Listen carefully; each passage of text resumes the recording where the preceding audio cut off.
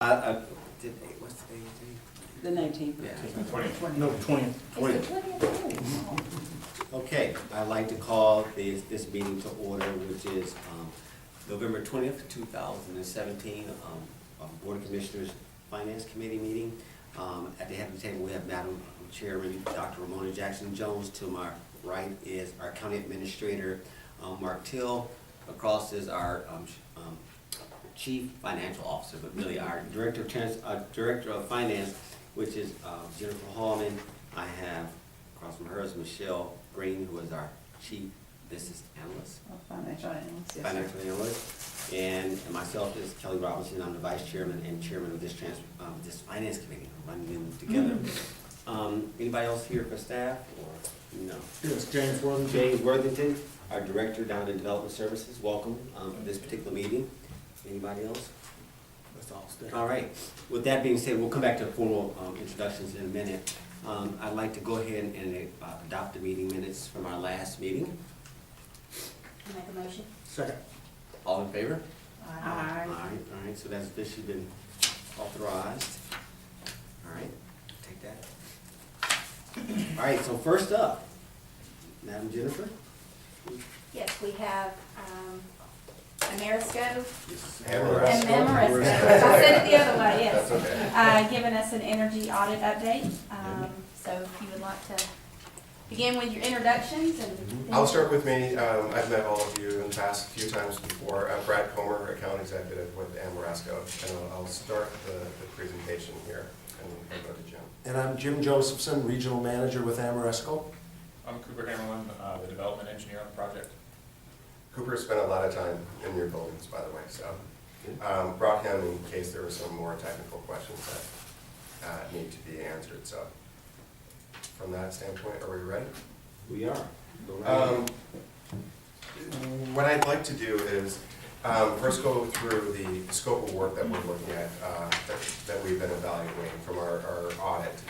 And then the next part will be about considering measures in the future that could be potentially done. Measures or even areas within the county. And then Jim will take over and get into the financials, how this entire model works. And that's okay, I'll get started here. If you look here, just if I were to group up things, rooftop unit replacement with the fire administration building, and then the air handling unit replacement with the ride share building. These were identified as needs within the county building. These have a tendency of having a longer payback. So as we were asked to do, come up with a project, a self-funding project that can pay for some of your needs. So basically here, you've got needs here, where the rest of the scope of work here will offset the cost over years. As far as, basically, these are lower payback types of scopes of work, and these are much longer. So when you combine it all together, we're able to put it into a 15-year positive cash flow model. Any questions on the scope? So, well, Go ahead. again, so this is, the conclusion of this is going to be sort of what we call a investment grade audit. Right, that accurate. Yeah.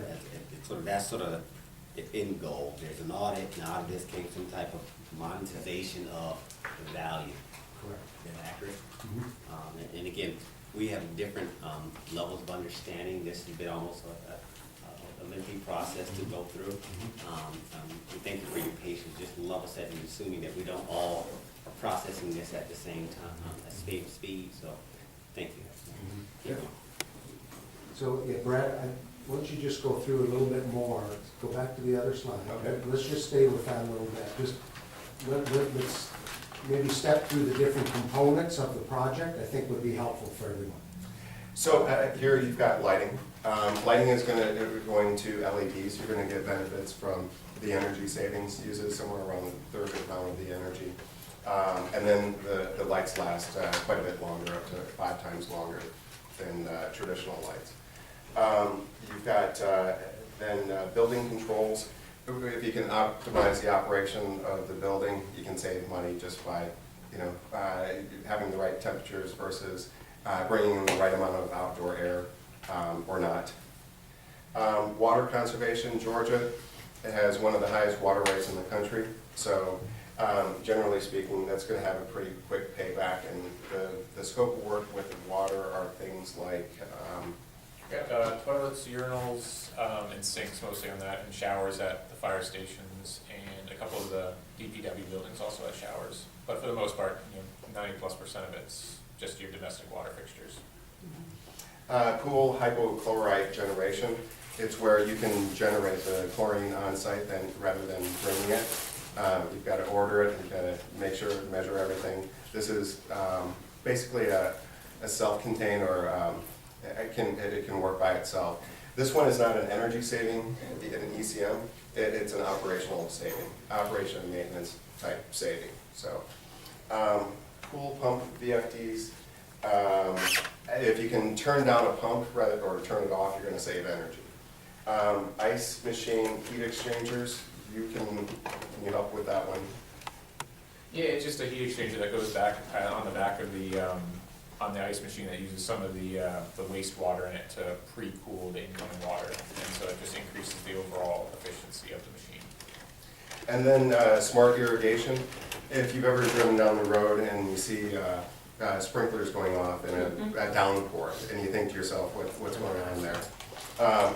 You can do smart irrigation where it can measure, sometimes it can measure or watch what the weather's going to be, so it doesn't necessarily irrigate if there's going to be rain in the next couple days or so. And then vending machine controls. That can be a quick payback type item where if you can turn down the machine at night, the lights and the machine itself at night, then you've got some energy savings there also. And you had James, you had a question outside.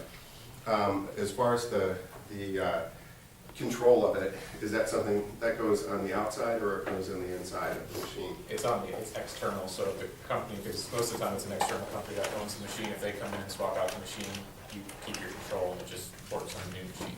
And that was James' Exact question. Yeah. All right. So, just to get, then, Commissioner, to your point, our charge was to do an investment grade audit, and what we did then is we looked under every stone, we analyzed all of your buildings to come up with all of the different improvements that can be done in order to deliver a self-funded energy project for the county and that. And so these are the items, these are what we call the energy conservation measures that make up the project that will totally self-fund each of the improvements, including the equipment, the rooftop units, each of the components of the project there. And then the next slide. Yes. And I'll let you go into this here. We just have this slide here, things to be considered in the future. Solar, it's reaching parity in Georgia, it's just reaching parity. If you'd like us to look at that, we can continue looking at and see. We'd have to look, is it going to be on the roof, a canopy over a parking lot, a field? Location is a big part of solar. So that's one item to consider. Streetlights can have a 5 to 9 year payback. Issue is you don't own the streetlights. If you could own them, you could get operation maintenance savings. Convert them to LED, then you get quite a bit of energy savings with the streetlights. And this isn't photoshopped. The aesthetics, LED streetlights, you have a lot more control. For security reasons and aesthetic reasons, much better than other types of lights. The sports field, something to consider is that they're coming upon the useful life of replacing them with LEDs. It's not going to be a quick payback item, but it's going to make the fields look a lot better. I've heard the saying before, and it's basically true. If you see a sports arena, you can basically paint the field with lights rather than how traditional lights go. The water authority, the water plants, wastewater plants on that side, it's a separate authority, but so it would likely have to be a separate procurement, but there are potentially quite a bit of savings that you can get out of that side. And then the jail, we talked about it in the last meeting. It's a new jail, it was a LEED certified jail, but it's got quite a bit of square footage to it. It's not up to the maximum capacity. There could be some low cost, high yield, high return type solutions that we can develop out of the jail. So, as far as any other items to consider, I mean, these are what we're looking at. So, any questions? So, all right, so this is what was not in scope. Correct. Yeah. I Yes. mean, We got the Mark? bills for the jail, but they determined, they didn't want us to look at it at this time, so. And I got the jail part, the new jail. Did it include fields? Do you remember? Yeah, we do. I mean, Everything here was included. it was included. Yes, on this side. All right, so we did look at all of our parks.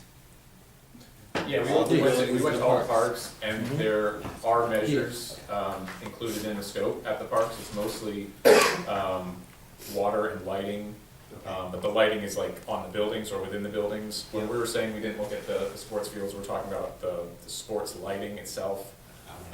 Because the run hours on those are relatively low, the payback just wasn't quick enough to include it in the project. Okay. But there will be work done at the parks, just not the sports lighting in particular.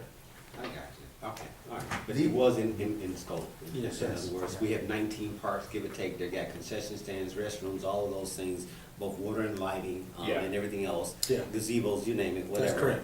Okay. And I think what Cooper's saying is that the main thing that would not be included is the actual field lighting. Correct.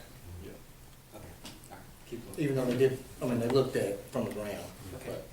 So all these items then are items that we looked at on a preliminary basis. Yes. We feel there's value to revisit if the county, if you want to do that. We did not include it in the current project because, it didn't contribute to the savings without further analysis. But these are areas for the future to look at if you wish to. That's, okay, there's the difference. Okay, yeah, I see what you mean now. Okay, Yes, so that's- we looked at them preliminary, but we didn't include them. They're not part of our investment grade. It may be in the future, but not right now. Correct. All right, so Correct. it doesn't Yes. take away, okay, we're fine. All right. And the sports lights, that would be included in the investment grade audit, at least as scenario is describing how we looked at it and decided not to put it in this project right now. Yep. Because the payback wasn't there. What's that? The payback wasn't The there. payback Correct, wasn't there, correct. correct. Again, we were totally focused on a self-funded project here, and you'll see with the cash flows here. And so some of these items, there's other benefits obviously to the upgraded street lighting, solar, there's other benefits that are more maybe qualitative versus quantitative, but we were looking at, what can we put into a self-funded project so there's no impact on your budget? And get the improvements done, so Okay. that's what we focused on. And what was it about the jail? I thought that was gonna be like a separate phase, or? That would be, as we had talked with the past finance meeting, would be included, if you'd like, at a future time. So it's not in scope. It's not, we had not done a site visit. If you will, would you touch on, and Chairman, I'm just making sure.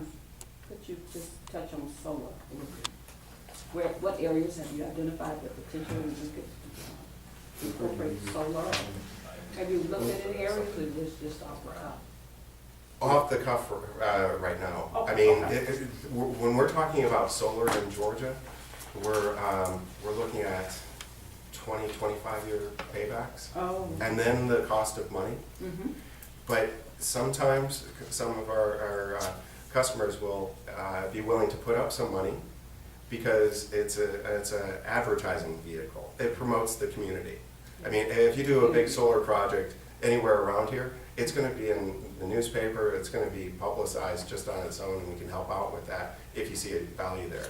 But on a simple payback, it's just reaching parity. Georgia has relatively low utility rates and not so many incentives as like Massachusetts with the utility companies.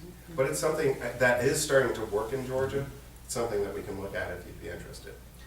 And the other benefit of solar, obviously, and we know it's an important initiative for the county here, is to demonstrate that you're a sustainable community here and to attract new businesses here, and that's demonstrating that you're doing your part to protect the environment as well too, by bringing in other sources of generation as well. So there's some qualitative benefits to solar. And what some of our other counties that we've worked with have looked at is if the county decides to move into a next phase and analyze the jail, perhaps there's some savings in the jail that will help bring down the payback for a solar project, if you combine it together. Again, the beauty of this vehicle is combining measures together to reduce the payback years. And so that may be something you may want to consider there in order to pay down the cost of the solar. And then also, do you want to, the PPAs, do you want to talk about that a little bit? I won't, real quick, and I won't belabor this, because we want to stay on task, but, solar is something that we've talked about, not consistently. We've talked about solar farms and helping, light or put energy in certain buildings, but we haven't really looked at this. Have we done a study? Do you guys, Martin, have you ever done a study regarding solar opportunities here? No. Either through economic development or through some broader master planning exercise? No, sir, not that I'm aware of. Okay. And there may be opportunity, I think we just probably couldn't even answer that right now or even give you any direction, but I think it's sort of like a duly noted. There's probably something down there. I mean, I get what green means, I get corporate responsibility, but hold that thought. Just- Well, if you did it 2 years ago, if you knew about it and did it 2 years ago, today is completely different than 2 years ago when it comes to solar. Okay, Okay. continue on. Yeah. Okay. Brad, just go to the next, Oh, yeah. please.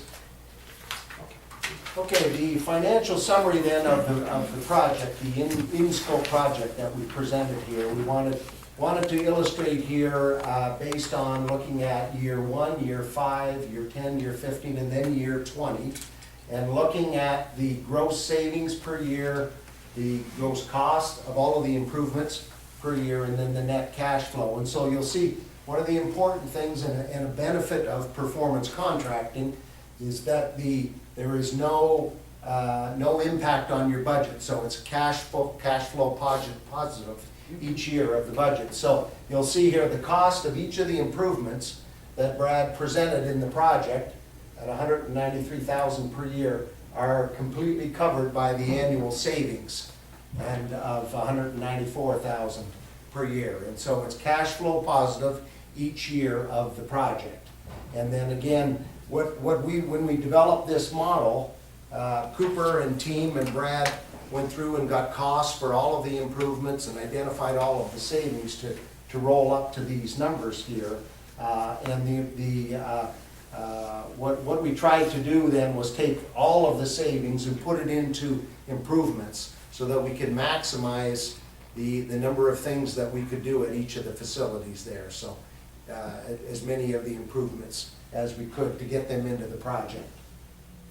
A few other things that of note here. So the total savings, again, the term of this is all done under an assumption that it would be under a tax-exempt municipal lease agreement, and using a 15-year term as the finance term as well too, at a 3% interest rate. This is an indicative interest rate that we are seeing in the marketplace now, and so that's what the number that we used in our model, and that would all roll up into then a $2.5 million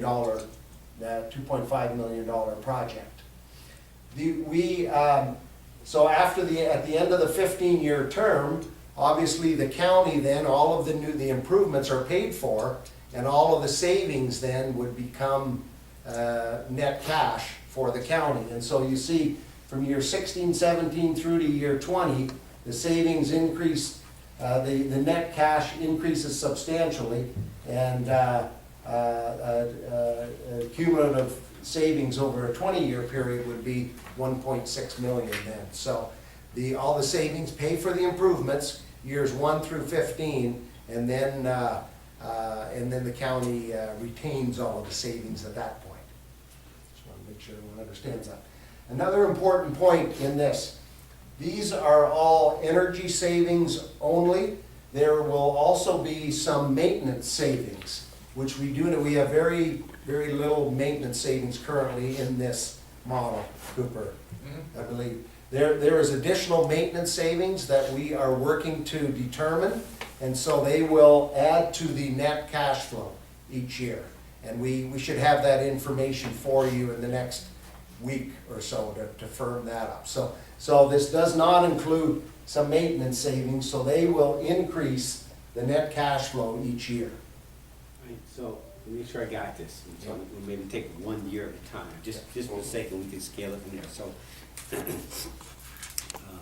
You look at all of our buildings, and based on your recommendations, there's a replacement strategy.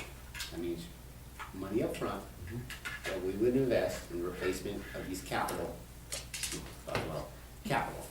items.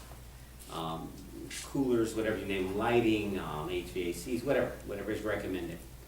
And we're saying, for that money in, we're able to cover the cost of money through the savings that we normally would have been paying through our existing as-is assets. Is Yes. that accurate? Correct. Basically, instead of your money going to the utility company, it's gonna go towards paying off the tax exempt lease. it's So your taxes and- cash flow is gonna be the same, you're just gonna have new equipment up front. So we got new equipment up front. How long, okay, so I wanna get ahead of myself, because I'm trying to figure out, we'll talk about cost of money. So we're gonna spread this out over time, right? 10, 15 years, whatever you say. Yeah. We're gonna be paying it back. And that's what we're getting this difference. In other words, there's a cost of money, straight line, like any lease, right? Straight line, there's principal plus interest is the payout. Correct. The savings, which is real money that we would have been paying Greystone, Georgia Power, whomever, we would have been paying them based on our historical averages, because I'm assuming you looked at our historicals, right? Yep, we got 2 to 3 years of utility data for each site. Again. Mhm, All yes. right, so you got this data. And so those are, so if we extend that forward, we recognize we would have been paying that consistently with nothing changes. And so that savings, which is the difference between these two numbers here, I'm just looking at that first year one. What I'm hearing is what? The difference between cost and money, the annual gross cost and annual gross savings. I say that's $624,000 or $624. Just $624. Again, we're taking all of the savings. That's and fine. putting- Yeah, putting into the project. That's real savings. So I mean, that's fine. Yeah. And the reason why the annual savings increases is because we do apply a factor to the utility bills, an escalation rate. We assume that they're gonna go up a little bit every year. All right, so here's the magic question. And it's back to the investment grade, which is, what if the savings don't make like you say? And I've got this 10, 15 year, what do we call it, taxes in municipal lease? You tell me that I'm supposed to cover my costs, and you come up short. Or something comes up short, for whatever reason, if we just didn't get the savings based on your recommendation. Right. What happens with that lease? What happens? Then- I'm in default, or what? Then we cut the county a check for the difference of this number. We guarantee this number each year. If we come up with, Which number are you pointing to? yes, well, sorry, well, 194,000. The top The line. top line, annual gross savings. There you go. That is the number. These are guaranteed savings too that we will, in the contract. And so, yes, if there's a shortfall off of that 194,000 through the verification, then we would cut a check to the county so that you would be whole in order to pay that amount on your debt service. And that's year to year, meaning that Correct. if we save more than that, that surplus does not go into the next year. Correct. The surplus stays with the county. Yeah, it does not move to the next year. That is To offset correct. any shortage if there's any. Correct. Okay. And also, I will also mention that this, you know, the money goes into an escrow account and doesn't, the payment does not start until all of the construction is completed on the project. Well, what we typically would do is we would start the lighting, construction of the lighting first, and so the county will see some immediate savings from the lighting, you know, right away, which will actually, you know, so you'll get savings quicker than we would typically, you'll start to see savings early. So, and we probably talked about this during the interview process when we went through all of our dog and ponies, but I just want to bring it back full circle because here now it got real for us. You got you basically stating that this is the number. Now we're recognizing this is just a presentation. And Correct. then there will probably, if there's another phase, so the holds the board of commissioners, then you go into a true implementation. Correct. Right, which you'll come up with a real number that's legally binding versus this presentation that said, I will guarantee you 194 or whatever. Correct, That accurate? yes. Okay, all right. So, because it gets into like, if you did come up short, do you have the liquidity position to say? See, my concern is that if the Board of Commissioners went down this path, and it makes sense to, you know, the strategy looks sound. I know this has been around for 20-some odd years, using this as a financing vehicle, because that's what this is, a financing vehicle. We're basically using the savings to pay the cost of money, both principal and interest of the lease over time. I just want to make sure that we're based on what we're being sold, this is an investment grade audit, and you're guaranteeing the savings, and that you have the liquidity position to guarantee that. There's one thing you can say in selling, there's another that you have the liquidity position to make sure that we're assured. Yeah, and yes, and this is a corporate guarantee that we give on this. We do a payment and performance bond on the construction, the performance of the equipment as well.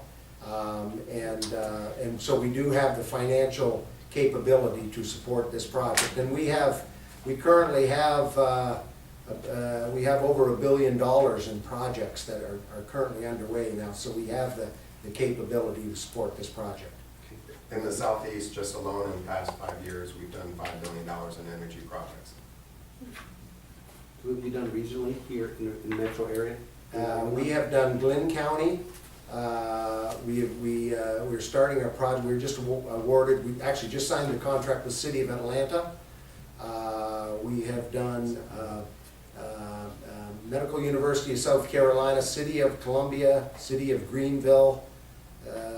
We have a number of customers here in the southeast. The VA hospitals in Atlanta, Dublin, Augusta, Fort Benning, the Moody Air Force Base, Fort Gordon, 800 million or so with the Savannah Riverside. Savannah Riverside.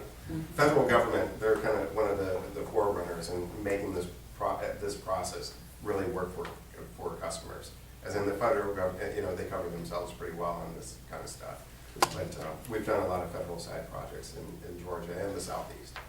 I noticed you mentioned hospitals, of course, the lean process and the Six Sigma is very popular in healthcare now.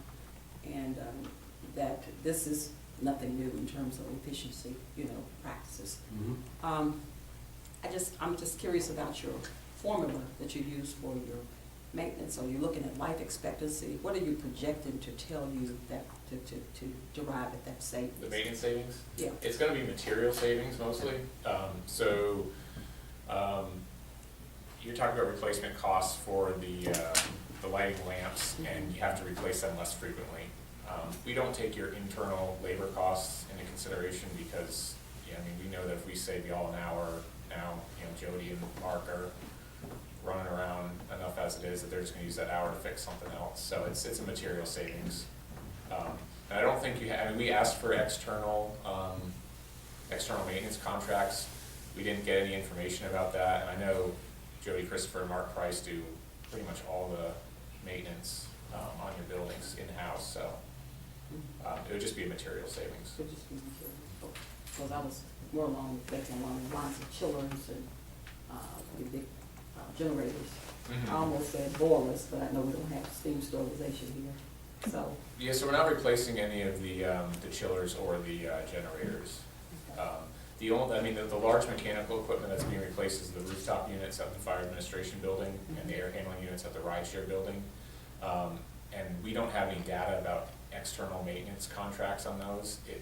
It seemed like in talking with Jody Christopher that he did a lot of the maintenance on those himself, so again, that's internal labor hours, so we're not gonna count that. I spent enough time walking around the sites with him to know how often his phone rings on service calls, so. In the lobby, you and I had talked on the fire administration, the rooftop units. What did you explain? We would do the maintenance, but if it came time to change it, we'd contract like that. Okay. Any Anything kind of like repairs and crane, changes. If we had to do the crane removal, we'd contract that side Right. out. Okay. So we look at the history, but also ASHRAE, air conditioning organization, has certain standards as far as how different pieces of equipment, how long they should last depending on average maintenance. And then it's going to be more if the maintenance is better, or it's going to be shorter. A chiller is 23 years, for instance. Rooftop units, I think ASHRAE's somewhere around 15 years, average maintenance. But I'm guessing you've got some units that, you smile, right? A little bit older than 15 years old. They last. Okay, we've got to stay on task here. I want to continue on. You got one last slide, and I want to make sure I yield to everybody else's questions. If you might take that, and that's As far as- For the next steps, I just wanted to use this as a discussion slide, basically. Obviously, today we have the Finance Committee meeting, we just presented what we did. Jim talked about the O&M savings. We can present the O&M savings to you. It's going to be very straightforward. It's not going to have calculus, it's just arithmetic. So it's as transparent as it can be. But how you would want to justify the project, totally up to you, but we'll provide that information. It could be pretty significant.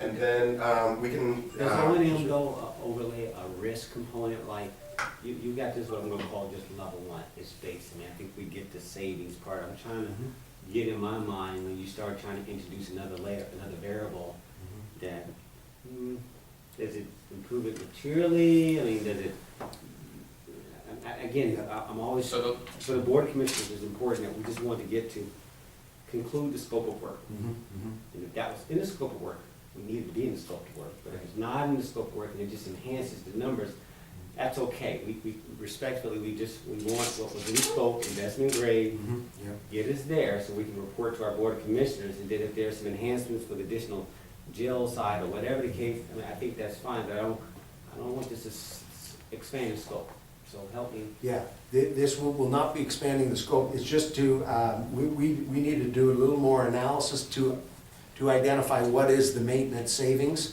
There'll be some maintenance savings around going to LED lighting versus your existing, some things like that. So it's just some additional analysis. Commissioner, will it be material, which, you know. 10 to 30 grand per year, somewhere around there. You add that up over 15 years without the cost of money, you're talking 100 to 450, is that it? 150 to, I don't know, 150 to 400. Simple terms. 10 grand, 5% is 190 grand. It's 5%. Yeah, that's right. I think it, Yeah. yeah. So I would call that, Yeah. that's significant. Okay, all right, keep going, finish out. So, and then submit the investment grade audit. You'll get a big binder of binders and have all the information as far as what we looked at, but didn't include for certain reasons. And, you know, the building information, everything will be compiled. And you'll have a firm fixed price and firm fixed guaranteeable savings out of it also. You'll have detailed scopes of work, so you can see all the water fixtures that are being replaced, all the lighting lamps that are being replaced, what units are being replaced, so you'll be able to see exactly where the money's going. Madam Director, so, right, I see a date here, December, that's our next meeting, not tomorrow. The next meeting. I'm just talking, right, so this is our next meeting. Again, to complete the scope of work for the investment grade audit, I guess they'll deliver something in writing that our commissioners can read, is that true? Our Yes. fellow commissioners? Yeah. And I'm just, For the agenda. You talking about to put it on the agenda for Yeah. the 4th? what we're trying to, and that, this goes back to how we would start this, was we're always going through great efforts to talk about revenue, just sidebar guys, about revenues. But there's this premise that says that, okay, but can we look at expenses? Like the exercise we just looked through. And is there an opportunity for us to leverage our capital expenditures? We know there's always gonna be replacements, so what is the best long-term capital planning process that we can have? This, you know, just like we look at long-term, what does it take to replace all of our sheriff cars? To replace the whole fleet takes 4 years, you know, a quarter, and we eventually, hopefully, we think we can get through it. Likewise with this is that at some point there is a useful life, there is a life expectancy for all this, and these are things that we should do better planning for, and this is an opportunity for us to both, the way I'm hearing it is that if we finance this long-term capital planning, if we finance it this way, it will pay for itself with no impact to the general fund. If it wasn't for the guarantee of the, if it wasn't for the guarantee of the savings. I don't think this would work. I'm just being straight. They're guaranteeing our savings and there's no impact to our general fund. But what I'm hearing though is that we will reap the benefits of what? It paid for itself. It didn't give me no excess money. Now, if you would have saved me an extra $2-3 million, I could have built a building. Mark, we could have built a couple of buildings on the list. I think we'd been fine. But seeing that, so at the end of the day, what are we, a more efficient operation? I mean, we had a more effective use of our capital, more effective use of assets. I mean, tell me about that side of the equation. That's the part that's sort of, I get, but I want to make sure everybody else gets.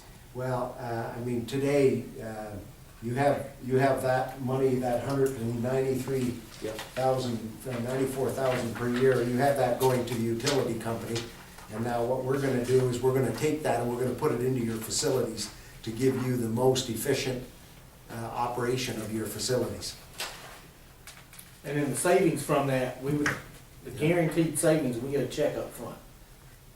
The guaranteed savings pay the cost of each of these measures. Okay, so that's you get all of these improvements basically at no cost. It's in arrears. You know what it is? Yeah, so after a year goes by, if we don't make those savings that Jim was describing, then we would write a check for the difference. Okay, no, yeah, but I was talking about okay, never mind. The way it was explained, Okay, sorry. the way it was explained to start with, say, and it was larger numbers, and it could have been from other companies as well. It says, okay, so for the life of this, so you're, the cost of materials to install all these projects or to construct all these projects was, say, $2 million. Okay, you're gonna save $5 million. We're guaranteeing you, we're gonna write you a check for $3 million right now. And the rest, these savings are guaranteed to pay off the remainder of the term. That's a different, that's a different model than what we're talking about here. That's, Okay. Well, you're gonna pay for $3 million one way or another. It's kind of an odd way of saying it. If you're given $3 million up front, you're gonna be paying interest on it. You know, you could just go out and get a loan separately if you needed the $3 million up front. Depends on how you want to structure it. If you wanted potentially $3 million, I mean, increase it from 2.5, these are square numbers, Yes. to $5.5 million. You're still going to have to pay that $3 million back.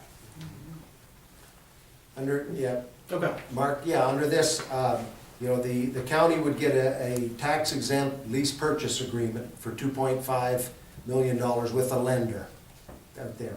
Okay, that money then would be put into an escrow account.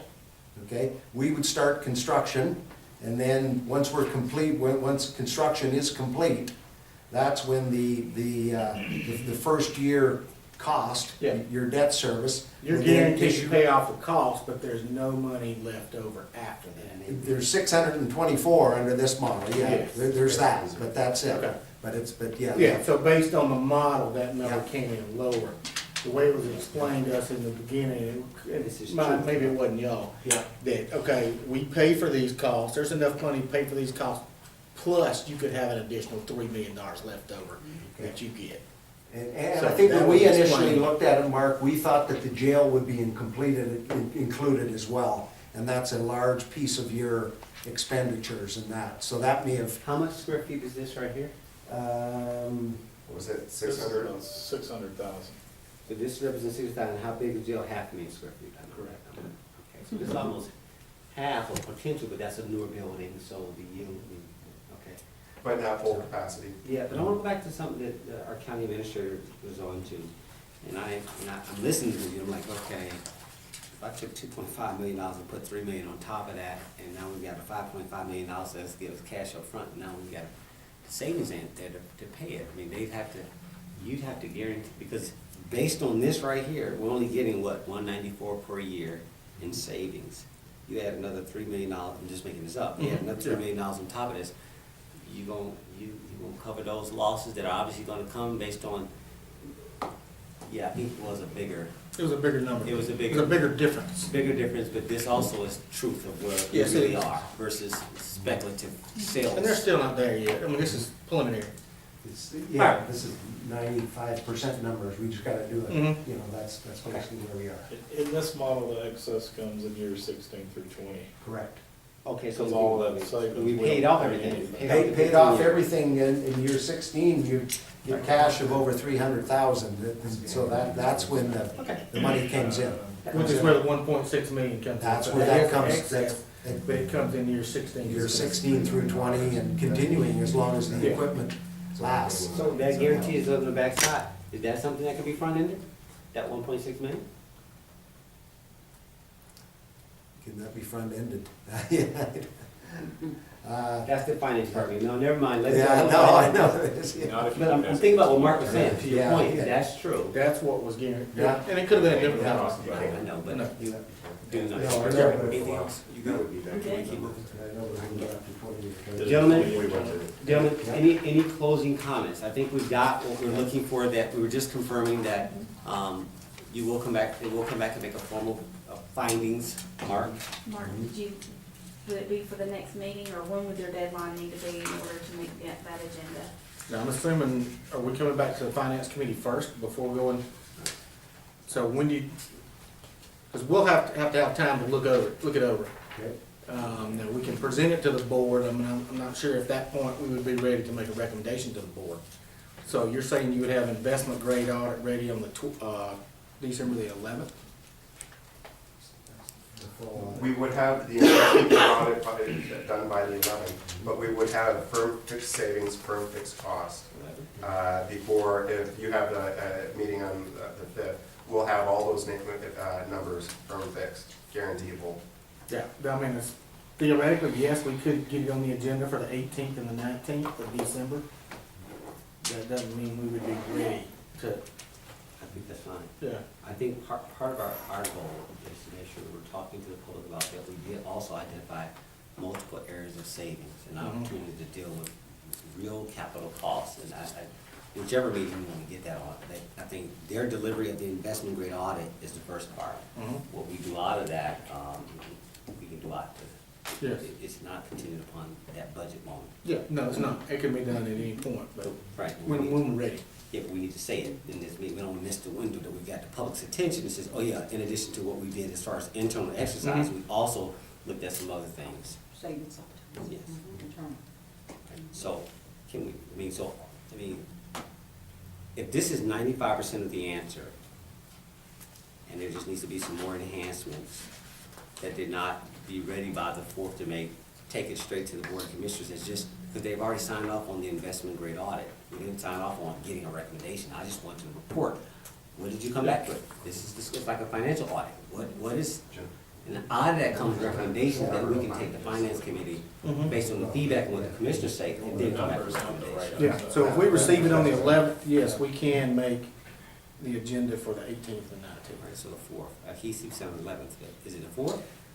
Can I add something in, on that? We will have a 100% number for you by the 4th. By the 1st, actually, on Friday. Okay, be on the 1st, yeah. What we won't have is the full binder completed with all the findings in that. But our numbers will be, we'll have a firm number for you by December 1st. by right? December 1.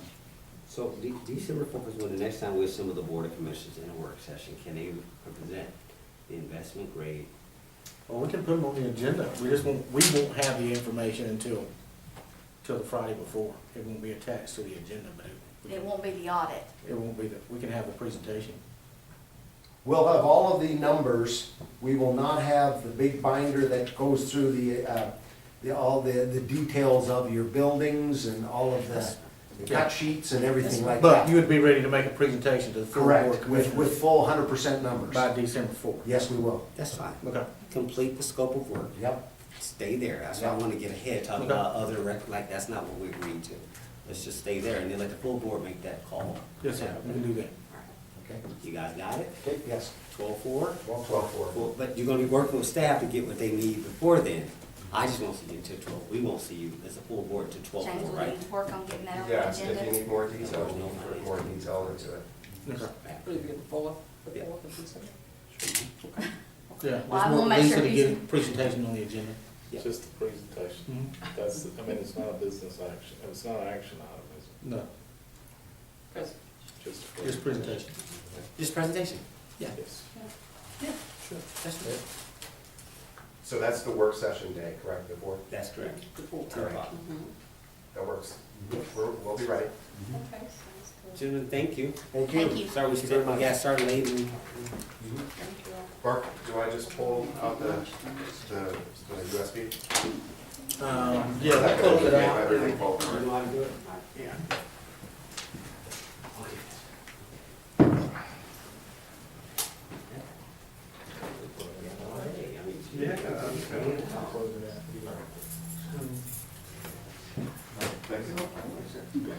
Thanks, Mark. Thank you, Commissioner. Oh, thanks. I'll get in touch with you. Thank you. Absolutely. I'll do that. Yeah, thank you very much. James, you'll take Thank you. Yes, sir. Thank you very much. Madam Chair, thanks very much, appreciate it. Thank you. Again. Okay, Thank thanks. Say hi, Jim. Nice to meet you. Thank you very much, thank you. Appreciate it, thank you. We have David Corbin and Matthew Aaron. Oh, yes. Give us an update. Y'all come on up to the table. Come on up, guys.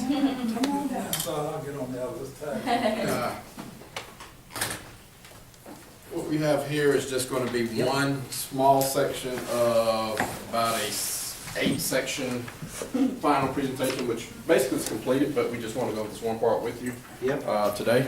Make sure you don't have any questions, but, you know, just so you know, this is a draft of the final that I have here, so it's complete and full of a lot of sensitive information, but I'm just not, we wanna make sure, hear back from you today before we finalize everything. Okay. So, Before you get started, Yes, just sir. a previous question, let's make sure that that consideration, just put it as a note, it has no impact on my bond. That prior financing option we just went over, Right. reach out. Thank you. Okay, sorry, guys. oh, no problem. Let's see here. Actually, they're probably looking at our rating in order to give us that lease. Okay, yeah, vice versa, you may have positive, okay, all right. All right, And you so- know, it might be something in general discussion after this, if you wanted to ask them their opinion, if y'all have had any kind of experience with that, or. Sure. Yep. I thought about it when I asked them, oh, they sit right next to us. All right, guys, go ahead, we're gonna stay on task. Okay, so as you know, what we're doing is this thing is kind of changing as we're going through it, and it's fine, that's kind of good. I know David has had several conversations with Jennifer, and I know he spoke with Commissioner Robinson on at least one occasion. So we did do somewhat of a template of a financial model, and Jennifer's been presented that, and we can still add to it. But what we want to do today is go through all of your historical stuff, because before we get into the credit part of this and the comparisons of the other counties, we want to make sure that we're clear on who Douglas County is, what your finances look like, Yes. and, you know, make sure we all are clear with that. The next part that we're going to present to you is going to be a county comparison. So what we did, we looked at several counties, and we went outside the metro area, because we don't think you guys really compare to Cobb, Fulton, DeKalb, Clayton. I don't think that's a fair comparison. So we picked 5 or 6 others. Not saying that you're better than or not as good as, but as far as sheer size, median income, things of that nature, budget size, it's just not a good comparison. So we picked counties that are like you. We looked at your policies. We have those policies written down and recommendations of things that we would like for you guys to consider to add.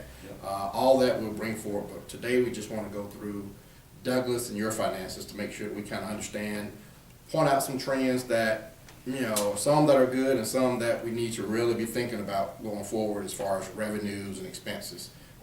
So with that being said, I'll just turn it over to Dave, and he'll kind of drive us through those things. And this is, what I'm hearing is that this is a foundation for our long-term capital planning process. In other words, let's get our mind around our expenses first, what our historicals are, and then we'll talk about revenues, and which we can't control anyway. We can control expenses, but not necessarily revenue, but you give us a historical view of where we are today. And that lands on- Exactly, and you will see, you know, what, you know, where your big drivers are. But David will take us through that. Yeah. I'm gonna try to take you through it. Do good. All right. You know, one of the things that we talk about in our office all the time and I'm sure you may have heard this before, but data is memory with no history.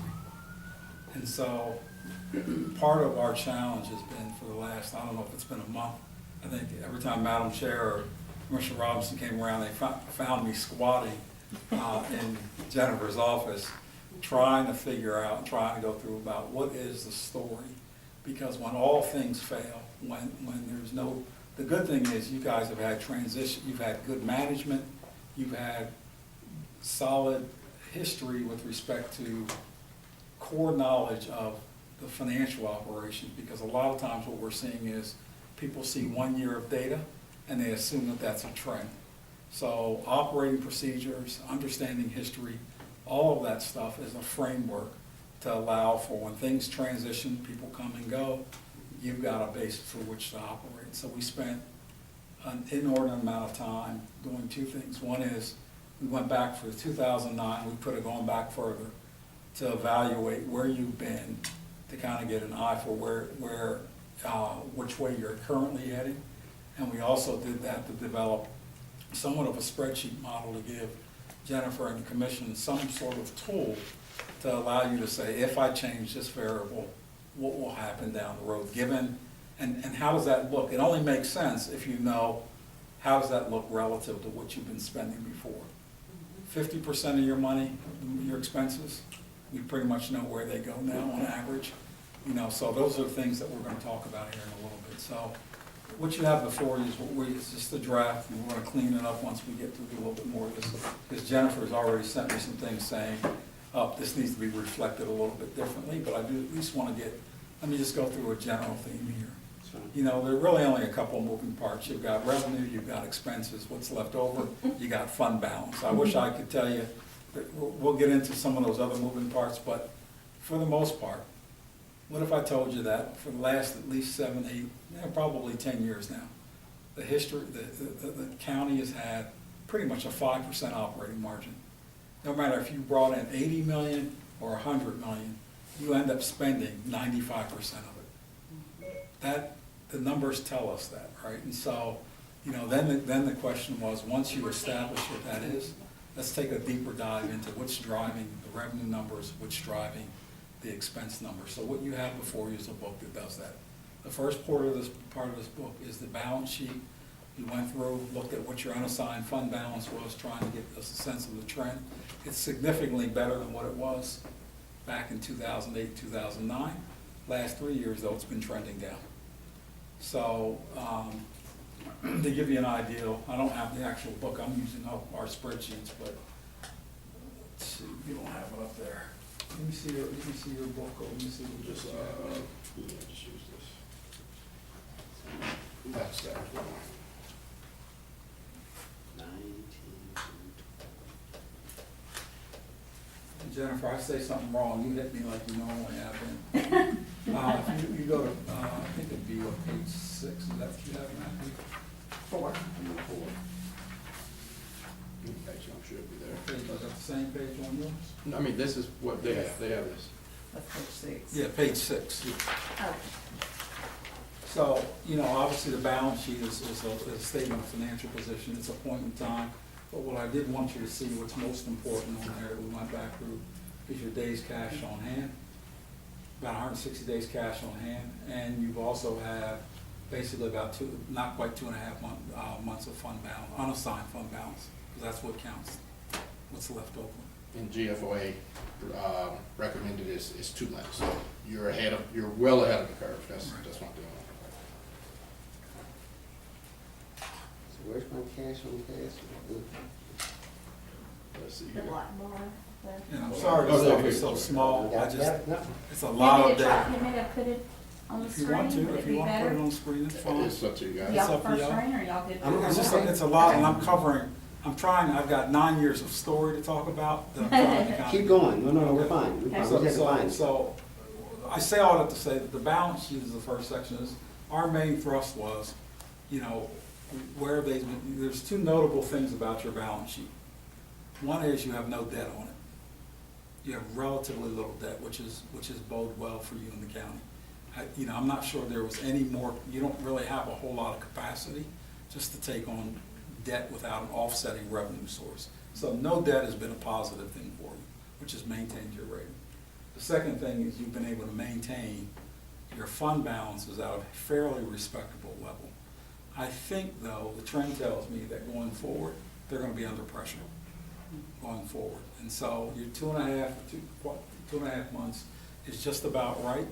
The question is, are you gonna be able, what is it gonna look like 2 years, 3 years, 4 years out to maintain that particular position going forward? That's what your balance sheet tells me right now. And you've had the last couple of years, it's been trending down. And there's reasons for that we can probably get into. Okay, I'll keep going. Okay. The next section of this, and again, I'm gonna skip over pages, but if I can get you to go to, we can go back into some of the details on this.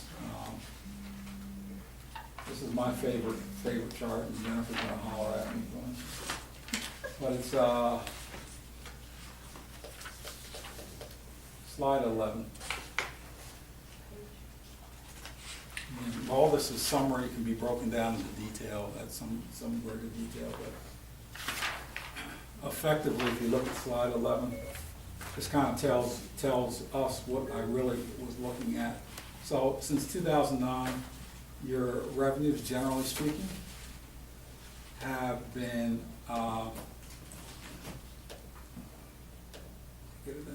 your revenues have basically been flat. On average, you've had a 0.27% growth in revenue, which is basically flat.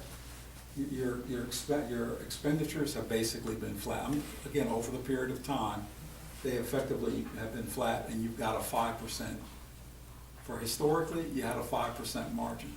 Now, I argue, one of the things, the reason why I put that on there, because a lot of times people think it's much bigger. Jennifer and I have gone back and forth a little bit about this. I have argued that I think that the margin is actually not quite 5%. I think in some years it's not breaking even. So what that tells me is that you're clearly on a recurring revenue to a recurring expense basis. You're spending more than you're bringing in. And you're using funds off other sources of revenue, other sources of not revenue, but other one-time sources to help make up that shortfall. And I think that's I think in the last couple of years that's occurred. So if you look at. It's masked. It's masked It is. reality. It's masked, Yes. I know what I'm trying to say. You're exactly Not in a right. bad way, but just it masks the true health of it. That's exactly right. And so if you look at the annual revenues to annual expenditures line item, you'll notice that you at least want that to be one times coverage. And Where it are you typically. at now? Annual You want to show growth that? rate? Yeah. Yeah, he's on Yeah, it. I got it, yeah. And you typically want that to be at one, you want to actually be a little bit better than one. But you're at one time. But if you factor back in if I factored back in the other financing sources and uses, you're really below one. And so that's the important thing to recognize. So as you're going forward, we're talking about budgeting. We call in our shop a true up period. Are you matching recurring revenues with recurring expenses for what they are, right? And so this is, and Jennifer and I, she gave me some other sheets, some other things to incorporate in that number, and we're gonna do that. The bottom line is your margins are really thin, depending on what you include, what you don't include, where you're getting money from. Really then tells me how much you have to go in the fund balance every year, right? For whatever reason. So in general, we try to set policies, right? We think about what the policy looks like going forward. You want recurring revenues to match recurring expenditures. So 101, 11, what is? For now, I think, if you can just, listen, I tell people, if you're really gonna be honest, if you can get the one times coverage, that's good, right? That's good. Now, what has also helped you is your county anticipation rate for your tax collections. I'm not gonna tell you they've been artificial, though they're real. They're being conservatively They've been conservative, estimated. so, you're using 93, 94, 95%, as opposed to, some people use 98, 99, and 100. So that's, again, let's put it this way, when money is tight, and you realize that you're at 1 times coverage typically, again, it gives you some room to breathe on the upside if your collections are better. But it also gives you some room on the downside, because if expenses come in a little higher, you've got a pretty good, but that's a management, has to be a management-driven and a board-driven process to understand that, right? Because without seeing it this way, you'd say, okay, they're only using I need to budget 99% of anticipations or whatever it may be. So all of this is to say that, when we start to think about policies and budgeting, part of half the exercise is we gotta acknowledge kind of where we are and how we're gonna, and where we're gonna go. Correct, makes sense. So to your point, so from a sensitivity analysis perspective, which of these variables is more, that's a greater, the 90s, the collection rate, or the growth rate? That's a very good question, and we're still trying to think. I would say growth. Yeah. Because you're gonna collect the money. Yep. It's just a matter of you're gonna collect it in the year in which you bill for it versus Right. versus the next year. Yeah, there's gonna be a small percentage that's uncollectible or Carryover. that was, errors and omissions in the digest, so on and so forth. But at the end of the day, you're gonna get those collections. That's why we have that line item within our budget called prior year collections, because we anticipate we're gonna have those collections that have that revenue generated at some point.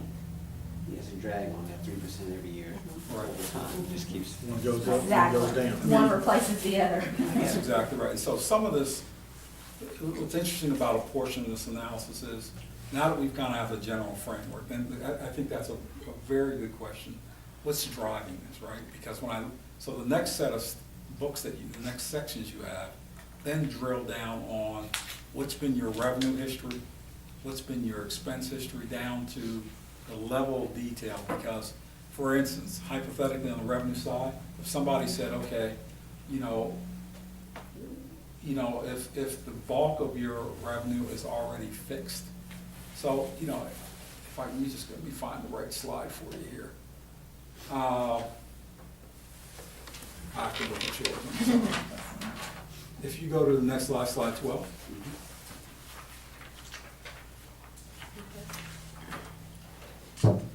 You can see historically on slide 12 where your revenues are coming from.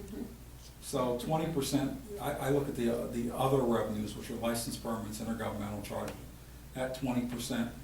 On average, that's what it's been, 80% from taxes. Then we can do a deeper dive. The question is, what really room do you have to move any of those monies, right? You don't really have much room at all. You can change so the next step would be then to look at, for instance, motor vehicle, mobile home. That number is gonna go down. Right? There's certain numbers for a fact when we look out because of state law and changes that are gonna adversely impact that. So the only numbers that you really control in here that are gonna be meaningful enough is probably that general property tax line.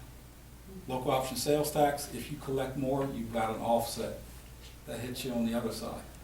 When does it stop? When does it level off? Next year? 2018. So it's flat for 5 straight years? Yes, sir. So again, without going into great detail, and on the expenditure side, for instance, so my gist is, can you control things on the expenditure side? That's really what's driving the engine. At the end of the day, that's what's gonna drive the engine. And so what you'll find in the back of this book are the historic, since 2009, the detailed analysis of where your money's been spent.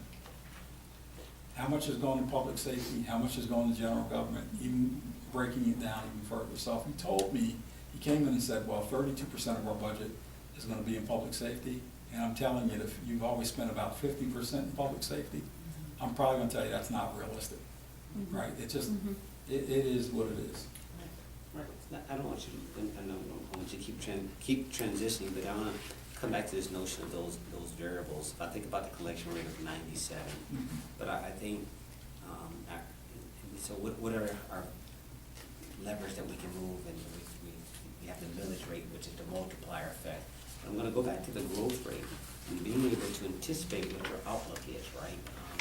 we in government tend to not do a very good job of being able to, it's whatever it is, right? We, you know, it's sort of like, the private sector gives you forward-looking statements, right? And they get to move the market in essence. We don't, of course, we're government, we don't. Well, you can. No, let me stay over here now. We're not gonna stay over here. But I think you get my point, which is there's still a healthy amount of appreciation for what true growth is, true market. You know, forget the assessment, just say pure New growth. new growth.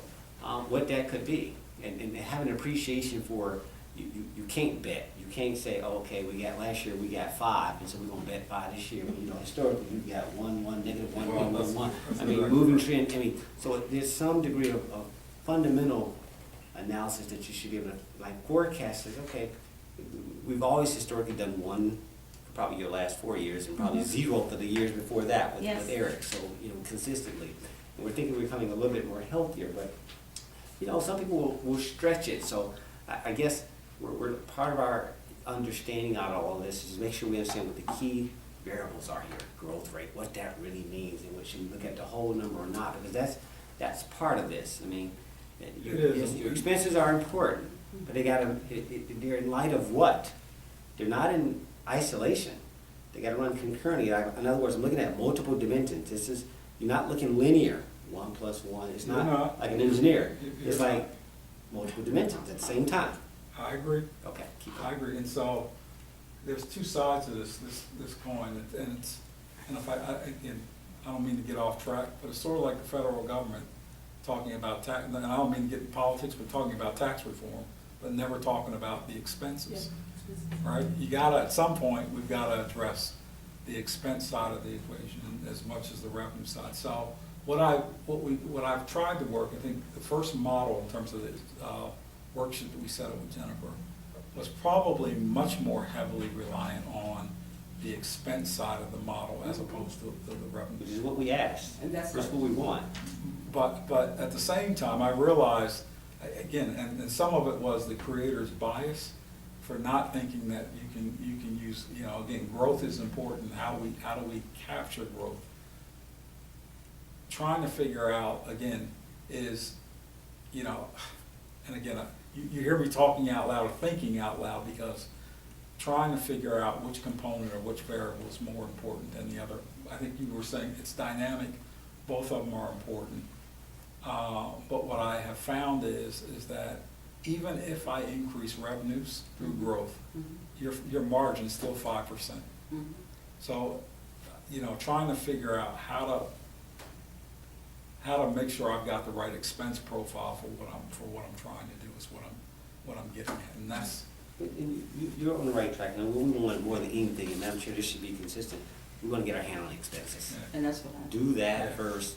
I think this is off like whether I go by economics outlook on what our local economy is going to be and input that as a variable. I'm not trying to overemphasize the need to go solve that variable, but it was just acknowledging, because what we get hit with always is you can just go raise the millage rate. That's your economic generator. I'm like, no, that's a multiplier. No. So I need to say that just for the record. Keep going. No. David, I just wanted to add, being that I've managed both revenue generating departments and non-revenue generating departments, my, should I say, the saving grace for those non-generating revenue departments was the expense side. And I feel like I'm very astute at looking at expenses and how we can control. I've had conversations with CPAs and directors of finance, and the first thing they talk about is that expense side, and because there's always some opportunity. And I wholeheartedly believe in what you're saying. Because The other thing revenues is- are not dependable all the time. Right. But you're looking at two things, discipline and behavior change. Okay. Now, you do have, again, we can go back, if we go back, just to give you an idea on the expense side, if we go back to slide 20, probably a good slide, 19 and 20. 19 and 20, okay. So, you know, what typically happens when people budget and they go through the expense stuff is when we talk about cuts, and I'm not saying that's what you're talking about, but in general, when people talk about reducing expenses, they typically mean we're gonna reduce everything but the departments that matter. So you end up trying to take most of the budget cut out of the smallest portions of the budget. So the reason why I laid that out the way we have on 19 and 20, so you can see that if you never touch public safety, you really can't get to a meaningful enough number to make it work in the big picture. Yeah, and I look on the flip side, I don't look at it as cutting services, I look at it as finding opportunities, cost saving opportunities, because a lot of times you have a little fluff You in do. some of the areas that you could address prior to cutting services, which we wouldn't want to do that at all. But to your point, if I cut 10% across the board for every department, well, if I got a small $1 million budget, that's $100 grand versus somebody with a $50 million budget, and it's an order of magnitude. You just took out 1 million people could take out half my staff, whereas somebody with a big budget, it's like, okay, I got to get rid of the part-time people, right? And so I think to your point, but this is the level of I know it's always been here, but for us as a finance committee to be able to get this level of granularity regarding expenditures or in this. Is key, so keep going. No, I just, Keep going. again, so the overall theme again has been, you've done a great job with the margin, but the margin is tight. It's not. Is it better than supermarket? 1-1, I mean, you know, I mean, It's So you about said one. on the 2-yard line. Yeah, it's the margin, because I think the general perception is, particularly in the beginning, I'm like, well, you know, they're got a great credit rating, you do. I think you got a great credit rating for a couple of reasons. One is, my credit's great too, because I don't owe anybody any money, right? So you don't borrow money, right, you know. that was purposeful. And again, that's what I mean by having data is memory with no history. Y'all have got history. And if you lose that, you need policy to step in and help with that. That's why we're at the table talking about these things. So you've done a great job you've been fairly conservative, you've done a great job. I'm more concerned when I got through the numbers, and concern's probably not a good word, but just the fact that you're not operating with a bunch of fluff. You really are really tight, and if it had not been for being conservative on the revenue estimate side in terms of the collection rates and controlling the expense side as best as you could, there was a point here where you clearly could have gone a different direction. Clearly could have been going in a different direction. Which is why you have to keep both of them in mind, right? Both of them in mind. You just, So as yeah. you develop those policies, for instance, one of the things the rating agencies told you, oh, you don't have a capital improvement plan. Well, part of, you can put one together, right? I think it's a wish list of things that mirror what your policies are going forward in the future. The downside to that is, if you understood that you're at 1-to-1, you also understand that if I'm gonna make a capital commitment to something, I better have an offsetting revenue source, right? Absolutely. Associated with it, because it forces you in that regard to say, okay, I'm now gonna spend money that for something that's important, we need to line up those resources to match perfectly going forward. Yeah, leverage our capital stack. You know, leverage capital stack. And so all this data you have is basically 9 years of history, trying to figure out what the story is, to then basically say, okay, once Jennifer stops hitting me, she agrees with it, how it looks and why it looks the way, and it's concise, Yep. then how do we develop, there's two things. We started working on a model for Jennifer to be able to use this in the budgeting process. We're still gonna have to go through that. And then how do we develop policies that are right for you? Because if you said, I want 6 months of fund balance, unassigned fund balance, well, you've never had more than 2.5, right? So what does it take to get, right? I mean, so what does it take to get you there, right? I'm not sure you're willing to go through that pain to get you. If your margin's basically 1 times coverage, there's no room to add to. Fund balance is something that you get added to, and if you're at 1 times coverage, that's not reasonable. So do you, in the future, if you say, okay, my target's three months, do you start building into your budget a component of it that says, okay, our revenues now, we're gonna just earmark that contribution to unassigned fund balance going forward. It gives you the flexibility to do those things. So all your policies and, are then developed. Matthew is set to say, okay, now that we understand where we are, let's set some policies. Let's develop some real hard things that can be indoctrinated in your budget process and move forward. I like that. Baby steps, and you say 3 months versus 6, so we can get there. Because It's interesting. Going forward, we have some things that come and may help us. We will begin to walk. real soon. Most people go back 1 year, Mhm. but they never go back to, it's sort of like, remember that cold day in August about 6 years ago? You remember that?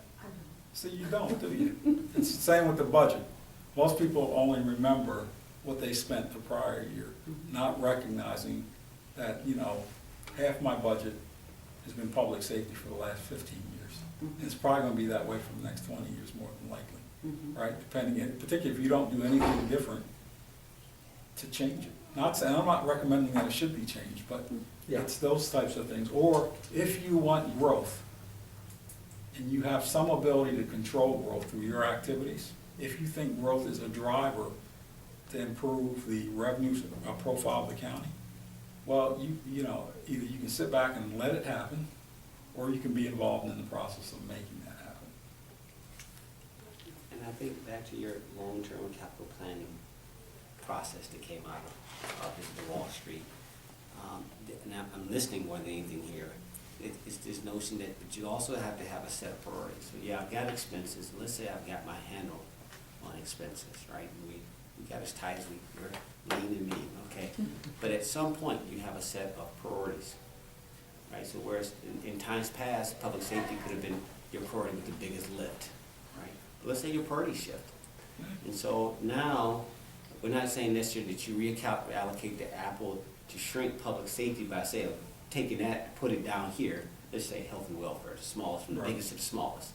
You're saying as it grows, your appropriation of funds tends to shift further down, the above and beyond as you move forward, as opposed to just a true, I'm gonna cut you to give here. Right. And so that's why I still say this is multiple dimensions. It is. It's not linear in that if we only focus on expenses, you still have objectives that you're committed to the public, right? You're not in a vacuum, just sort of, we're not micromanagers either. We're not department managers either alone. We have to, Board of Commissioners has to oversee the whole thing. It has to be the governance of the whole economy of local. Let me say one final thing. Those governments and municipalities that we represent, or that I have even been a part of, Yeah.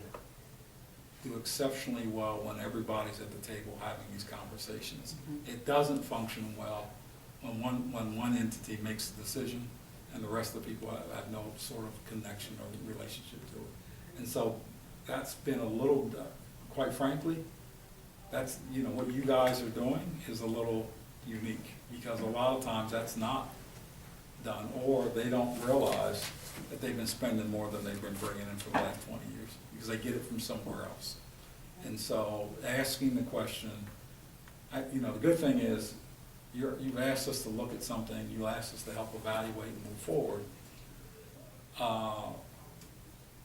But it really, what we found is we're confirming the process and things that you've been working on already, right? Some of them just need to be refined, it can be looked at a little different way.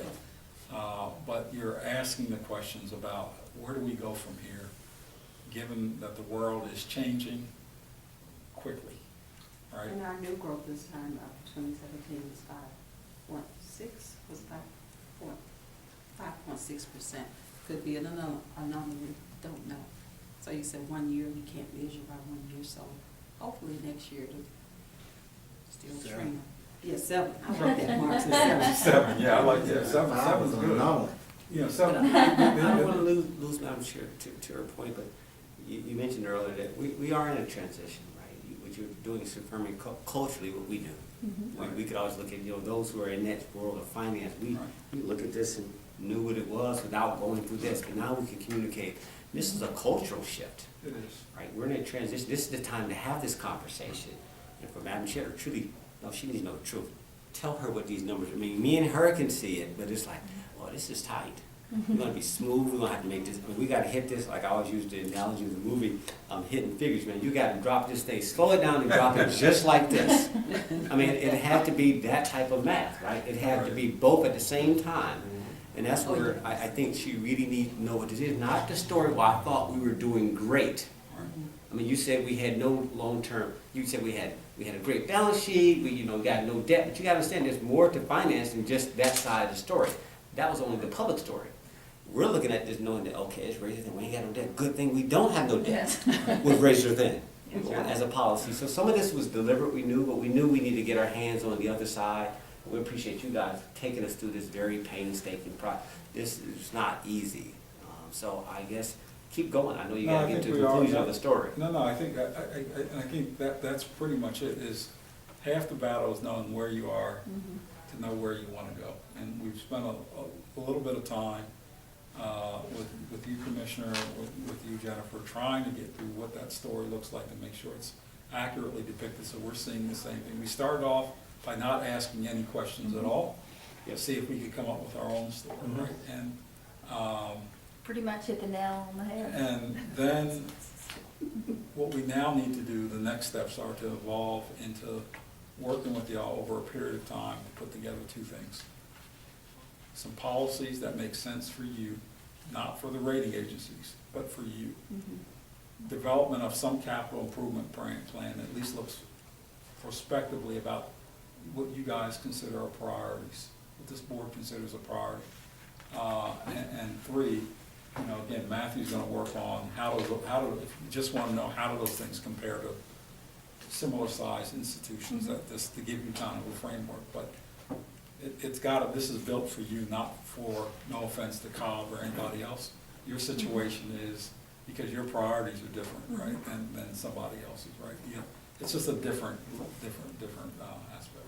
It's funny you should say that. So last week we went to an area luncheon with Polk, Harrelson, Carroll, those guys are sort of Western. Right. And then this weekend I'm with the eastern counties, Cobb, Fayette, Fulton, for two different conversations, two different regional, those are two different worlds. Two different, you know, so I'm having to move between the two because again, one half of our county tends to have more of the western feel and some of the considerations it has to do with.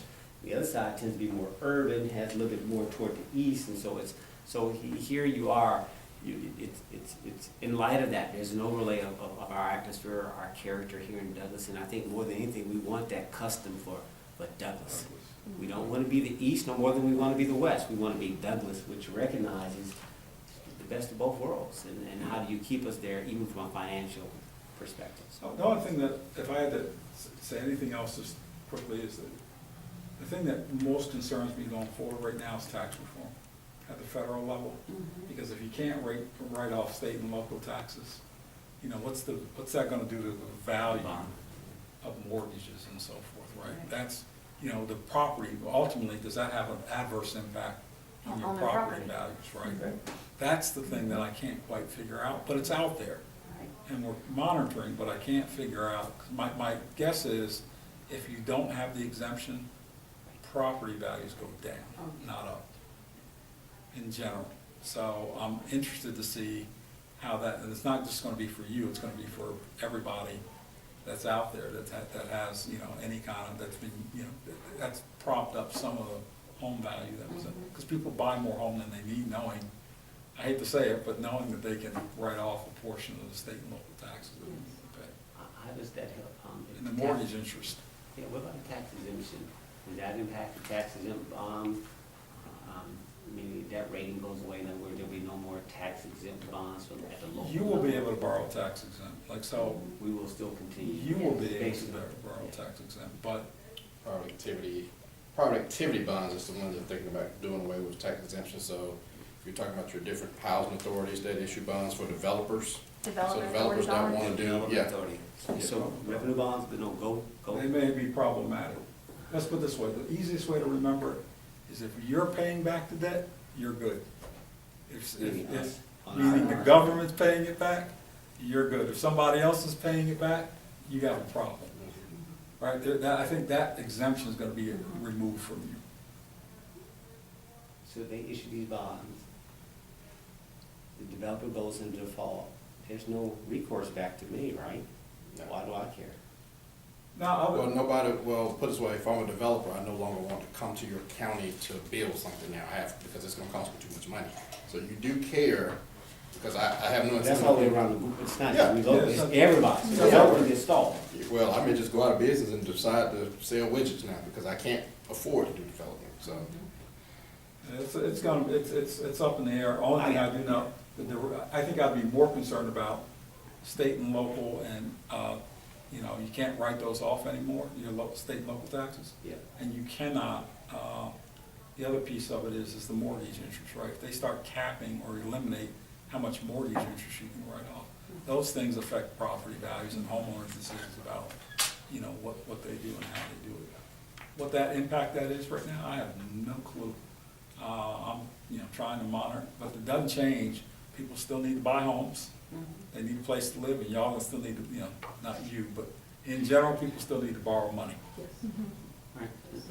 And I won't belabor this moment and stuff, and keep it right on task, but I want to go back to these variables, right? We said, and again, thank you for getting us through this historical view, recognizing this is just phase one. So we're probably, what, another month or so, sometime in the first year, we'll get another look at this. Probably another update, probably. So we'll put 17 numbers on here at some point, The right? full 17, yes. And then we'll sit down and redo the book, Yep. and you will have and at that point, the historical book won't, it's history, it doesn't change. That will be locked in. Yep. My advice was, as you're going through your budgeting process right now, I would be using this as a tool to say, okay, is this realistic, given what we've been spending for the last 5 years? Right, that's kind of what I would start using it as, is going forward. And every year, we update it, you know, we add the 17 numbers, we update everything, every year going forward. And then you look at your policies that Matthew is gonna, you know, work with, we're gonna look at your policies and make sure those and they have to be examined on a year-by-year basis, because things change. Things change. And I don't want to lose, so to that point, so then there's, again, the other side is revenue that we'll get into, is not now, and that's not the intent, but I go back to our growth rate of the new growth, I go back to our collection rate, and I'm gonna go back to this whole notion of the millage rate. That's the three key variables. And if you go, and if I'm looking at these numbers, and again, I'm getting a little ahead, but I'm like, okay, if I go back to 13, what was it, 12 point whatever, so I'm at 12.5 for the sake of the conversation. 12.5 was our millage rate. But as we got that revenue in, we've decidedly turned it back over time. Right, so you wouldn't got it, you had it, you turned it back, you rolled it back every year, a little bit at a time. Right. Now, so, you know, yeah, it's an ebb and flow.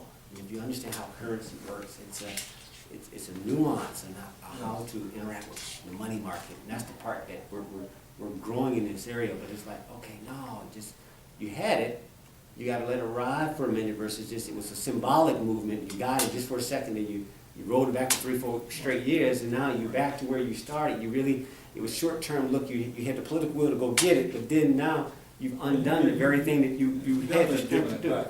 The only question I have for you as a body is, in 16, something, you know, not something changed. You altered your service delivery contract. Yes. Yes. Yes, yes. Yeah, the uneat fund is, that's what you told me, so, yeah, the uneat fund is becoming, you know, will become, and has, because we've been able to take 3 million out for this year and 2 million out for Right. next, for 18. You gotta,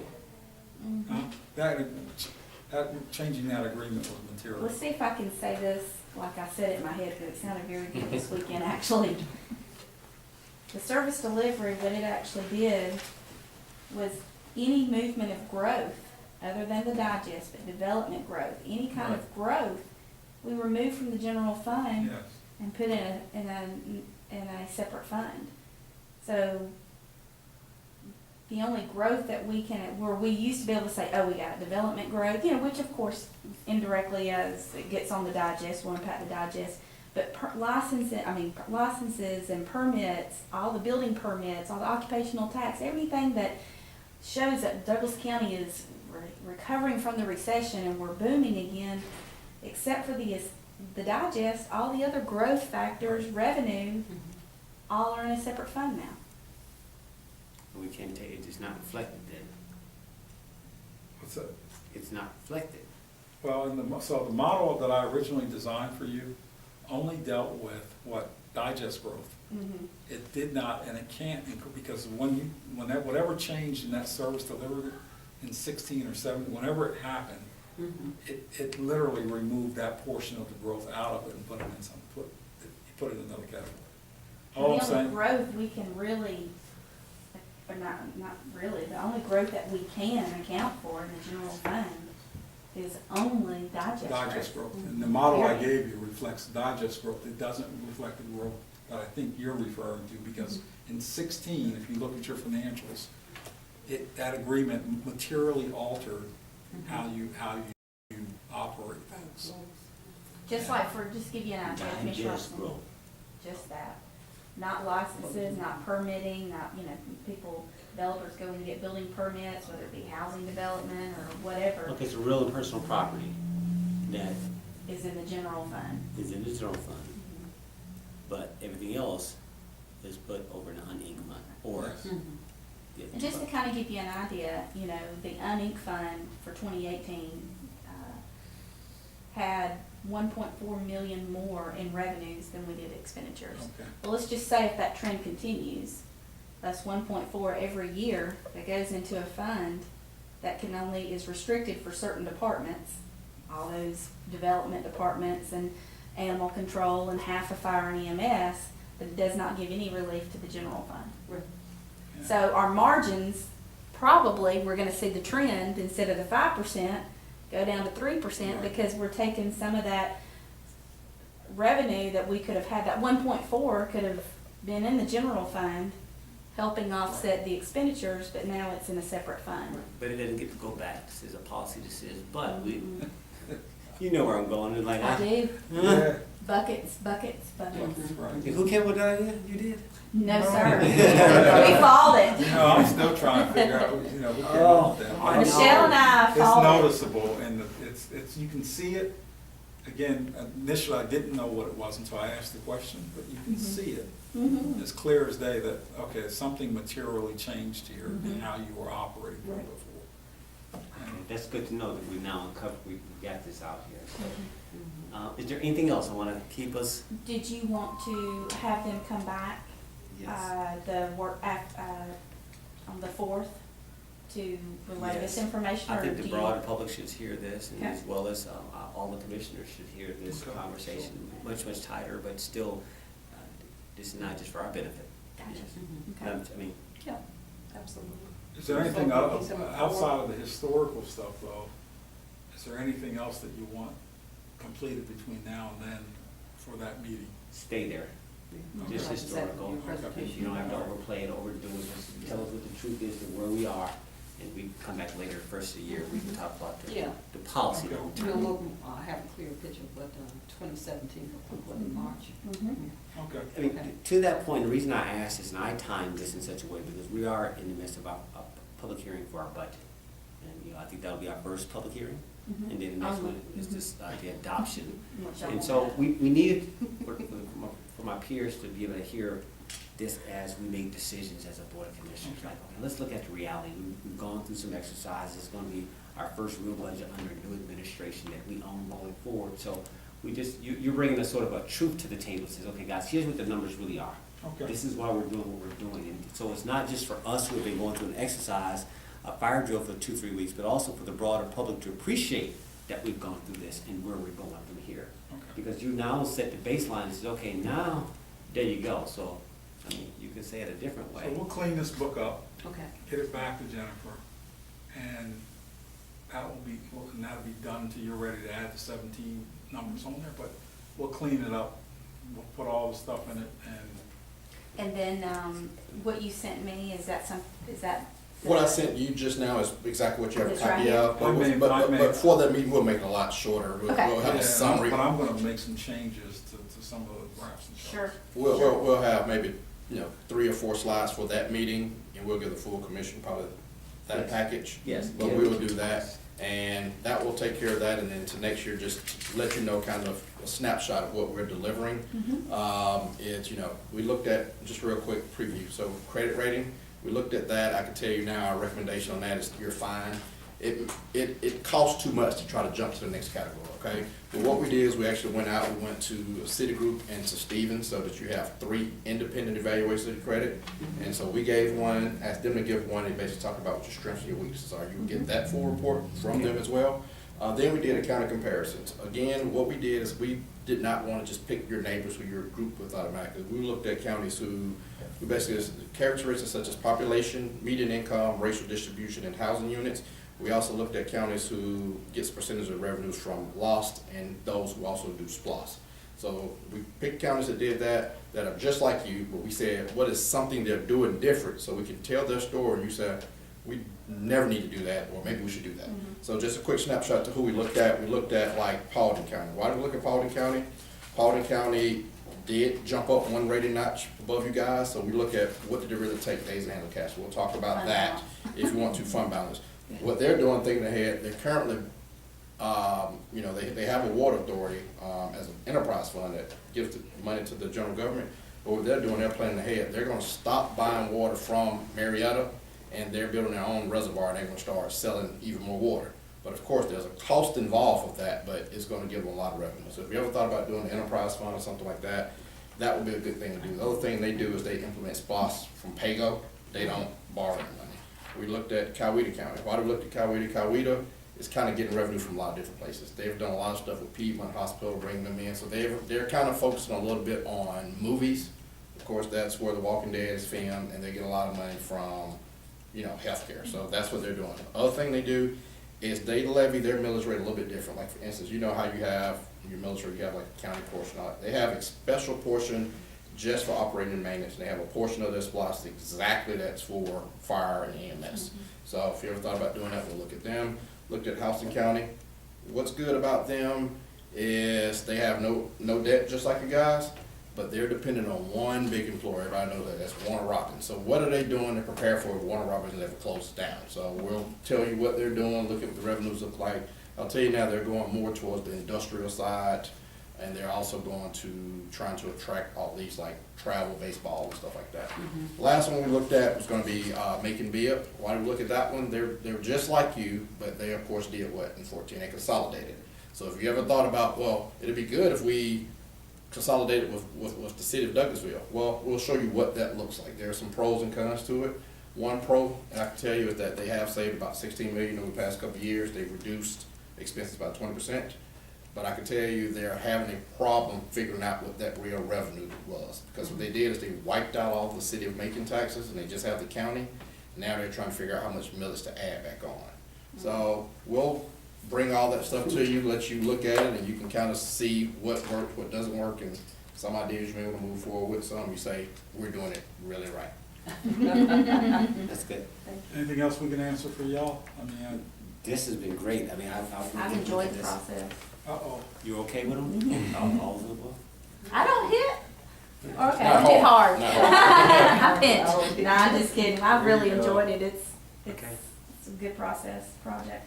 Again, this came out of our trip to when we went and did our bonds, and so I mean, that was important for us to just not go in there and just pitch and get the bond closed, but also to grow and get better at what we do, and so hopefully that'll serve as well. So we appreciate you guys' advice. Y'all Let's have do done this. well. Y'all have done, again, not to speak bad, I mean, I think people try, but you've done better than most coming out of the recession, and, because we've seen people never make the corrections they needed during the recession, and now they're trying to, if you don't do when you don't have, you're not gonna do when you do have, right? And so it's, y'all have done extremely well with Okay.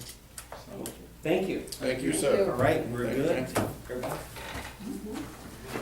Are we okay? We good?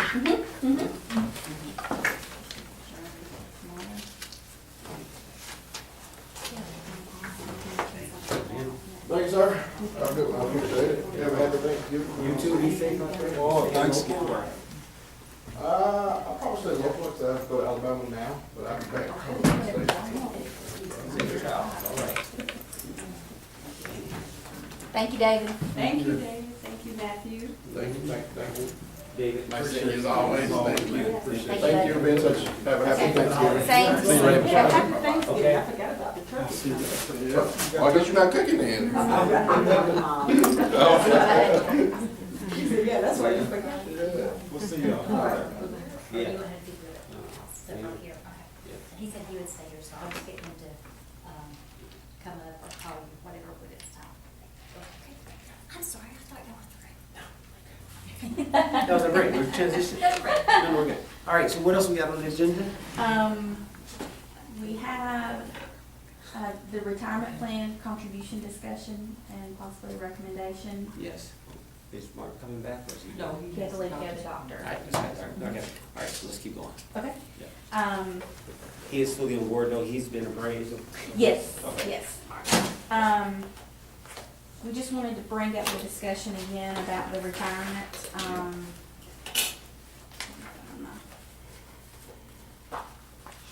About the 2.5 million additional contribution for 2017. And I believe that we said we would take it to committee. I found out, there it is. Commissioner Mitchell called me when he attended that ACCG retirement meeting, I think about a day or two after our budget retreat, a budget workshop. I asked him to find out what are the possibilities or what are our options. And so we do have the option of paying what we budgeted for this year and then waiting until we have through March of next year to pay the remaining 2.5. We do still have the option on the table as described at the work session or the workshop. We could go to the Board of Trustees, but we do understand, you know, that's just kicking the can down the road. It's not like they forgive us this year or forgive the amount this year and then to say, okay, from this point forward, go on. They actually roll that into next year, so it's either pay it now or pay it later. So I sent the email out and it said that we would discuss it in today's meeting and that this committee would bring forward a recommendation to the BOC on what we want to do. Yep. Okay. So, I feel, in speaking with Mark, and I believe Michelle, and you correct me if I'm wrong, just because it's kicking the can down the road and we know that we're gonna have the same amount was budgeted for 2018, let me make that very clear. The 6.1 was budgeted for 2018, but we feel like for 2017 that we just need to go ahead and pay the remaining 2.5 million of the contribution. And I agree. Yeah, you know, you mentioned earlier that we just pay it. Yeah, it's for two reasons. One, you pay it. Yeah. And the other thing is when you talk about pensions, and that's whether it's government, local government, or private sector, you want to give a certain stability to your workforce. That's sacred. That's not Oh, negotiable. absolutely. That's not, that's not. I'm uncomfortable with that. I understand we may not get Christmas bonus card or something like that, right? That's something that can be thought about. When you're talking about pension, Oh, absolutely. and we're talking about deferring, even the fact that we would defer it, that it's on the table for us to pause and lieu of, like, no, it's vested, it's earned. It's like, no, you don't want to use it as a swap of a fund. It's like, so, I think I'm just saying it just Yeah. for No, obviously, that's- because yeah. we're finally making a recommendation that like it's, Yeah. Take it. So you're just gonna- let's So go would you forward. like this recommendation to go at tomorrow night's meeting or wait, since it is a large amount of money, and have discussion at the next work session? I say you present it. I mean, I tell you what, next work session, when the commissioners get the full, your budget presentation for the hearing, I think you should Okay. deliver it at that same time. Okay. I mean, that would be my, And it sounds like we are in position to pay for it anyway. It will be an Absolutely. I've impact already- on the 2018 because of the I've already strategic taken, I'm sorry. efforts. No, your strategy so far. Yes, and I did take that into consideration when we did our projections for 2017, how we would end the year. It was already taken into consideration that we would pay that amount, so I made sure that it's in there. it's in there. Yep. There's no So, negotiation. no, right, Just okay. pay it. We Well, just then that's pay what it. I'll do then. Yeah. Just- Oh, yeah. I'm trying. Yeah, but back to, again, as opposed to putting it on tomorrow, I think that the commission should have the same opportunity to Yeah, talk so about it. Exactly, Like we that's did why on I the wanted retreat, to- so Yeah. it's okay. You just, Madam Yeah, Chair. let's talk about it Sure. before and then. And we'll draft a formal, or not draft, we will do a formal recommendation Yes, Yeah. and have everybody sign it, and As that will be, always, yes. be part of the agenda item. yes. We'll probably, Chairman, we're probably at a good point to reconvene until tomorrow. Just because the other items on the agenda, I think, will be ready tomorrow. Just stick to, that's fine. All right, so, Madam Chair, is there anything else you would like to add or discuss, or we can just yield for the moment and move on? Yield for tomorrow. So what time tomorrow, 3:30. Committee, Okay. 3:30? All right, so, Okay. I'd like to get a motion to recess this finance committee until 3:30 tomorrow. I make a motion. Second. All in favor? Aye.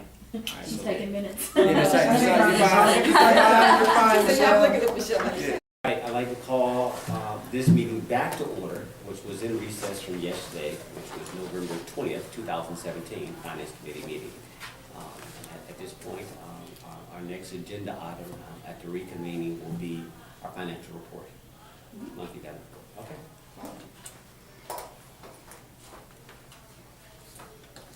All right.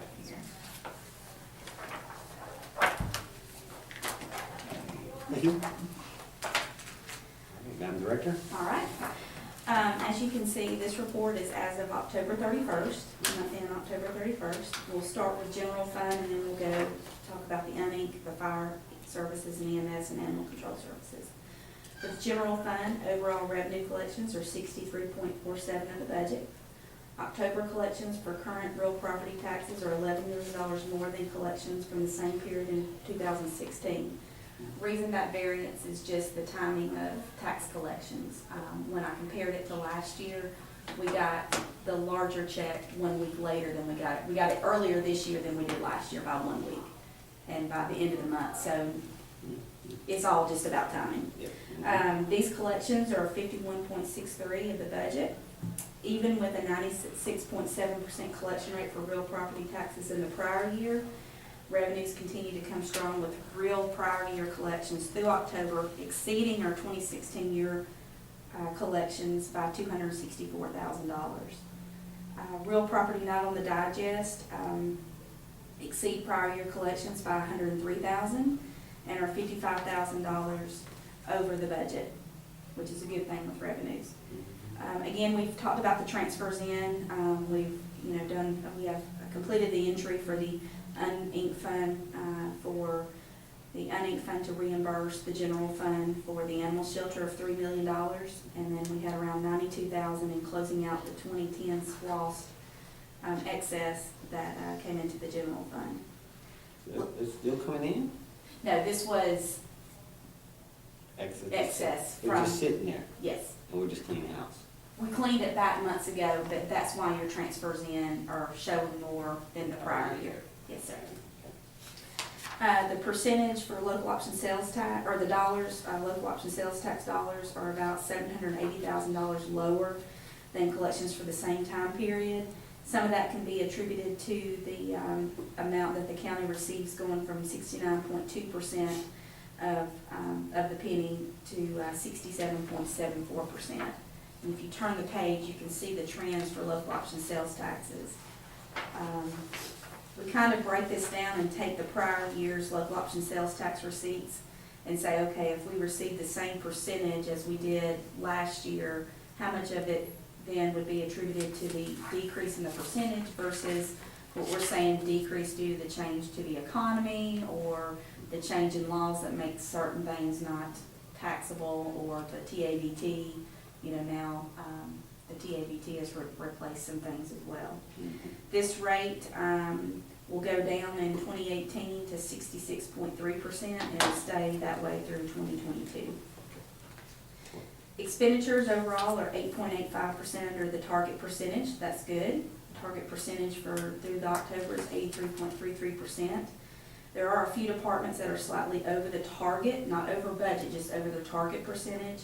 But we feel that these departments it will smooth out and they will be fine by the end of the year. Some of these over target departments, over budget of the target, over the target for, compared to their budget is compared to, it could be such items as large purchases, you know, Timing somebody with issues. timing issues. It's not that they spent more than what they had. The only, as year-end approaches, we feel like this overage will decrease. The coroner is now 55.34% over the target percentage. 138.67% of this budget has been expended. And we'll discuss a possible budget amendment to this finance committee later on this month, or later on at this meeting.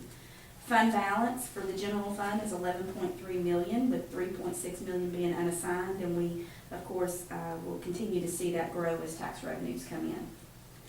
Cash balance at the end of October was just over $29 million. Page 3 is the contingency summary that we just show you, that what's in 190 Can I is. ask a previous question? Cash balance is 29 million. Did we pay back our bond yet? Pay back the tax anticipation notes. It's not due until December 31st. I got it. Yes. I'm just like, what? Yes. Okay, keep going. Okay. I don't think anything has changed from the contingency from the last time we reported. We still have $630,000 in contingency for 2017. The accountability courts, again, we just give a life-to-date summary of each of those courts. And deficiencies are due to the delayed timing of grant revenue or the general fund's contribution or match for those grants. And again, the mental health is up. Welcome, Madam Chair. Hello? Joining us now is Madam Chairman Dr. Ramona Jackson Jones. Welcome. We're just in our annual, we changed the agenda just slightly to accommodate, and we're going over the financial report. You want to just continue? on? Sure, And we'll- absolutely. We'll double back. Okay, we're on page 4. We just recently got started, so. This page 4 is just a snapshot of all the funds that will go in detail and later on in the report with the general fund, UNE, fire services, and animal control. So we'll start with general fund, and we'll start with the revenues on page 5. You can see that the revenues through October, tax revenues are 38.1 million versus the 27.4. And again, the reason for that large variance is because we received we received tax dollars 1 week earlier than we did last year. So you won't see that much of a variance come next month for November. But that is, we've received 60.49% of what we budgeted for in taxes. Your intergovernmental, we received 2.1 of the, compared to last year, 1.7, which that's around 54% of the budget. And again, these revenues can swing one way or the other because they're grant related. Right. So if we don't receive it, it means we didn't spend it. So sometimes what we budget versus what we receive, it could be a variance there, and it's just because maybe the grant changed or the grant was postponed or something like that. Okay. Charges for services continues from page 5 to 6. We received $2.9 million through October versus the 2.1, and that is 82.58% of the budget. And that is because, again, we got streetlight revenue a week earlier than we did in the prior years.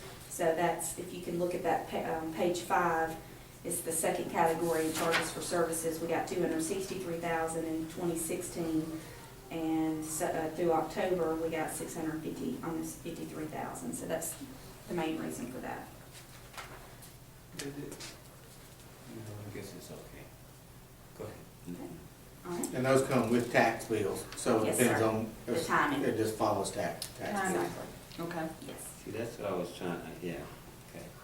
I mean, 1 week can be, mostly if it's at the end of the month, it can Yeah, show they'll either, throw it off. yeah, like if, say, next year, the large portion doesn't come in November, Yep. it's gonna show October was really high for this year, and then for next year, it's gonna be low, but it's just a timing thing. Right. Okay. I mean, but again, that big check, as you called it earlier, right, or would you refer to it as? The street lights? Yeah, the big payment comes in. I'm talking about taxes in general. Mhm. I guess in comparing to, but that's just, is that a one-time, or is that recurring? Yeah, this is property tax. This is property tax. Mhm. So our property tax, 97%, magic number, make it Mhm. 95. 95% of it comes in any given year. And so the tax commissioner sends out a bill for 2017, did we just do 17? All right, it's due on this date. And we collect 95% of that, just follow my math, which means 5% is left over. The next year, we send out a tax bill for 2018. We're collecting 95%. There's always a nickel left over. Those nickels that are left over, how do we capture those? That is going to be in a revenue that we have, let's see, all right, if you go to page 5, Yeah, under taxes, 1, 2, 3, 4, the fourth category under taxes called real dash prior on digest. okay, That is where that money's placed. As that money comes in during the year, in January, February, March, April, May, as any prior year tax revenue comes in, that's where it's recorded. you budget for this? Yes. And it's based on trends. And we usually get anywhere between $1.5 to $2 million. There's been times we've gotten more, and that's just because of little blips of maybe, trying to think of Tax bills go up late. yeah, we had that with, was it Villa Rica that time? I think it was. Yes. And so that can change your percentage a little bit, but yes, we do budget for money because we know it's gonna be coming in the door based on trends. So back to delinquencies, we really, I mean, even out of that 5%, you don't collect all 5%, right? There's always gonna be an uncollectible, I'm not using the right word, but. Yeah, you are. Okay. Mhm. There's always gonna be a drag, so out of that 5%, it's 95% of that, probably what, I don't know, 2%. I mean, I'm just making this up, that you're collecting. And we book that entry at the end of the year, as a, So you book that you're gonna get the balance nickel or a percentage of the nickel? How, or you just put it out there, and if we get it, we get it, if we don't, we don't? we budget for, we take the first 60 day of collections, Yeah. and then we do a journal entry. It's one of the last journal entries that we do at year end. And it allows, it gives an allowance for uncollectibles. It's on our balance sheet, is allowance for uncollectibles. Okay, got it. And I can't remember off the top of my head the percentage. Is it 3%? 3 or 5? 3 or 5, I think it's 3. Yeah. So we already account for that on the balance sheet. Okay. I'm making a point here. Yes. Keep going. Okay. All right. All right. On page 6, under courts and law enforcement, you can see we've collected about the same as we did last year, and we're on target with the budget at 70.74%. Use of property and money, earned a little bit more interest on our money than we did last year. We're at 95.92%. Miscellaneous, that's kind of, between that and other financing sources is just a catch-all. Miscellaneous includes any contributions, donations, September Saturdays, donations, anything, collecting 124% of that revenue source. And transfers in, again, as we talked about earlier, $3 million of that $3.1 million is reimbursement from the UNIC fund for the animal shelter. So as of the end of October, we've collected $50.3 million, which is 63.74% of what we budgeted. On the expenditure side, on page 8, general government, we're 11.82% under budget, with very little departments being slightly over, and again, it's just due to maybe some larger purchases at the beginning of the year, and we see those Or Go very down. small departments. are very small One departments, one large expenditure. purchase. Yes. Take it over. Yes. Judicial is at almost 11.9 million, but they're out of a $15.6 million budget. They're 7.45% under budget. Public safety has spent $26.1 million with a $33.2 million budget, and they are 4.6% under budget. The Public Works Department spent just over $4 million out of just over a $6 million budget, and they're 16.6% under budget. Your health and welfare spent about $1.45 million out of a $1.87 million, and they are 5.72 under the target percentage. Parks and Recreation spent almost $5 million out of a $6.3 million budget, and they are 4.45% under the target. And Planning and Community Development Departments had a 1.5 expenditures with almost a little over $3 million budget, and they are 33.88% under target percentage.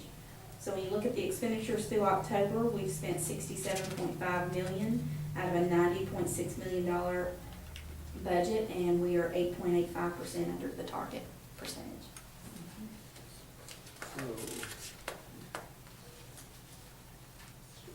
Some might share out. Mhm. Oh, they did a lot then, okay. Yes, sir. Yeah, all right, okay. All right, page 10, we go into the different bucket now. We're out of the general fund, we're in the UNINC area special district. We've collected almost about the same amount of revenue as we collected this time last year. And we're at 86% of the budget received. And you can see we got our largest source, which is insurance premium tax. We budgeted 5.5. We actually got $5,725,000. And we don't see any issues with any of these revenues not coming in. Occupational tax may show as if it's a low percentage as well as franchise, but again, that's year-end dollars that come in, and that will boost that percentage up.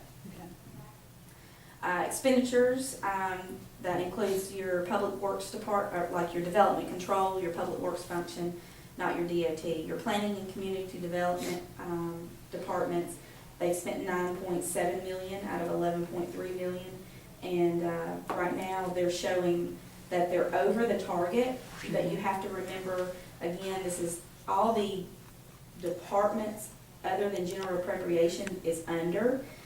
The general appropriation is again showing just a temporary over target percentage due to the $3 million that we moved from this fund to the general fund. So it will meet budget, it will not go over budget. Yeah, it's been getting closer to zero for. Yes, The gap is closing, that's what you said, it's yes, sir. tightening. Yes, ma'am. Gotcha. Who's in community development? This would be the Code Enforcement Officer Division, the Development Services Administration, Occupational Tax Division, Permits and Inspections, and Planning and Zoning. They're within that planning and community And then development general function. appropriations is included in this category, separate from fire and EMS and animal control. Mhm. Okay, so but you said this group is over because what, they got overtime? How- No, because of what we contributed to the general fund. Just to take away, just to supplement. Yeah, and they're only over the target because there was that $3 million journal entry that we did to charge UNINC $3 million for the animal shelter to give back to the general fund. And even though it was budgeted, because it was such a large purchase at one time, then it's showing a temporary over target, but at the end of the year, it will not be over target, or it won't be over budget. Okay?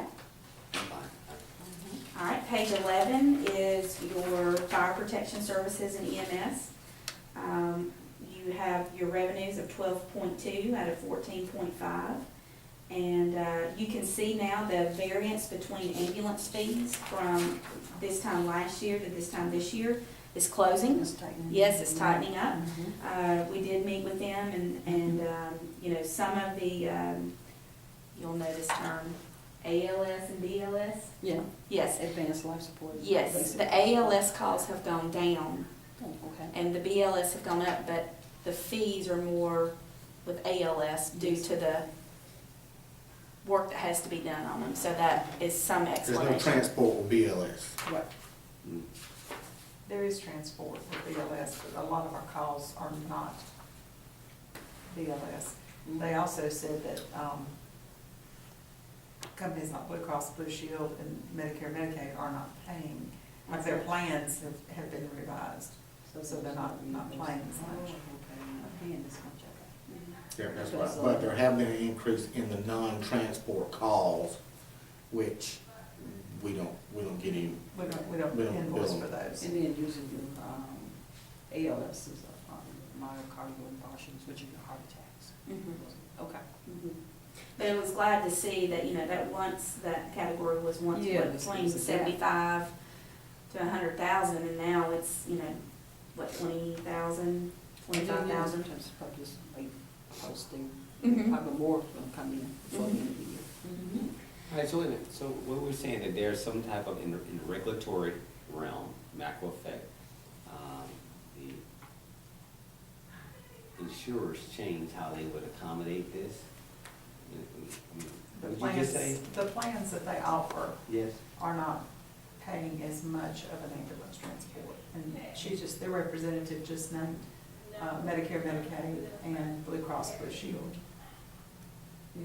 You're not paying, okay, so. They're not Well, paying as much. Not paying as much, yeah, they- because probably they're the lowering coding the has coverage. changed a little bit. So who picks up the balance? If it's Medicare, Medicaid, we don't balance bill. We're a provider, so we accept what they're paying. If it's As a is. private insurance company, the balance goes to self-pay. Got it. And That's those when are- I get, you pay this. It Yes. takes a little bit longer to collect those Mhm. dollars than insurance dollars. Okay, I Yes. got it. I got it. That's, thank you. That's all. Okay, yep. Mhm. Okay, so fire and EMS, they've spent 11.7 out of a 15.4, and they're 6.86% under target. And we did receive the money from Villa Rica's portion of their insurance premium tax Good. per the service delivery. They pay 40.05% of their insurance premium tax, and we received that, which was $373,791. Okay. It goes into this Very fund. good. Animal control services, again, they collected 1.3 million in revenue out of a 1.4. They're at 91.5% of budget received. Don't let that prior year number skew the numbers. It was due to some general fund reserves going into this fund to help some things when, for last year. So Mhm. it's not a recurring revenue. Right. That was just a one-time. Yeah. The animal control, again, due to the construction of the animal shelter, this is another good example of how that over, under target column can be skewed a little bit if you don't know the detail. Again, it looks like the animal control services is 6.63% over their target, but that is because of that large expenditure of building the shelter was completed this year, and so therefore, you can see under the notes we have down here, under expenditures, where, well, all overall expenditures are 6.63% over the target of 83.33, due to the construction expenditures totaling approximately 1.1 million for 2017. When you take that out, operating expenditures are actually 4.61% under the target percentage. Yep. And again, down at the bottom, we give you a snapshot of their contingency summary. You know, we budget around 125,000, and this is what they've used from it. Oh, that's,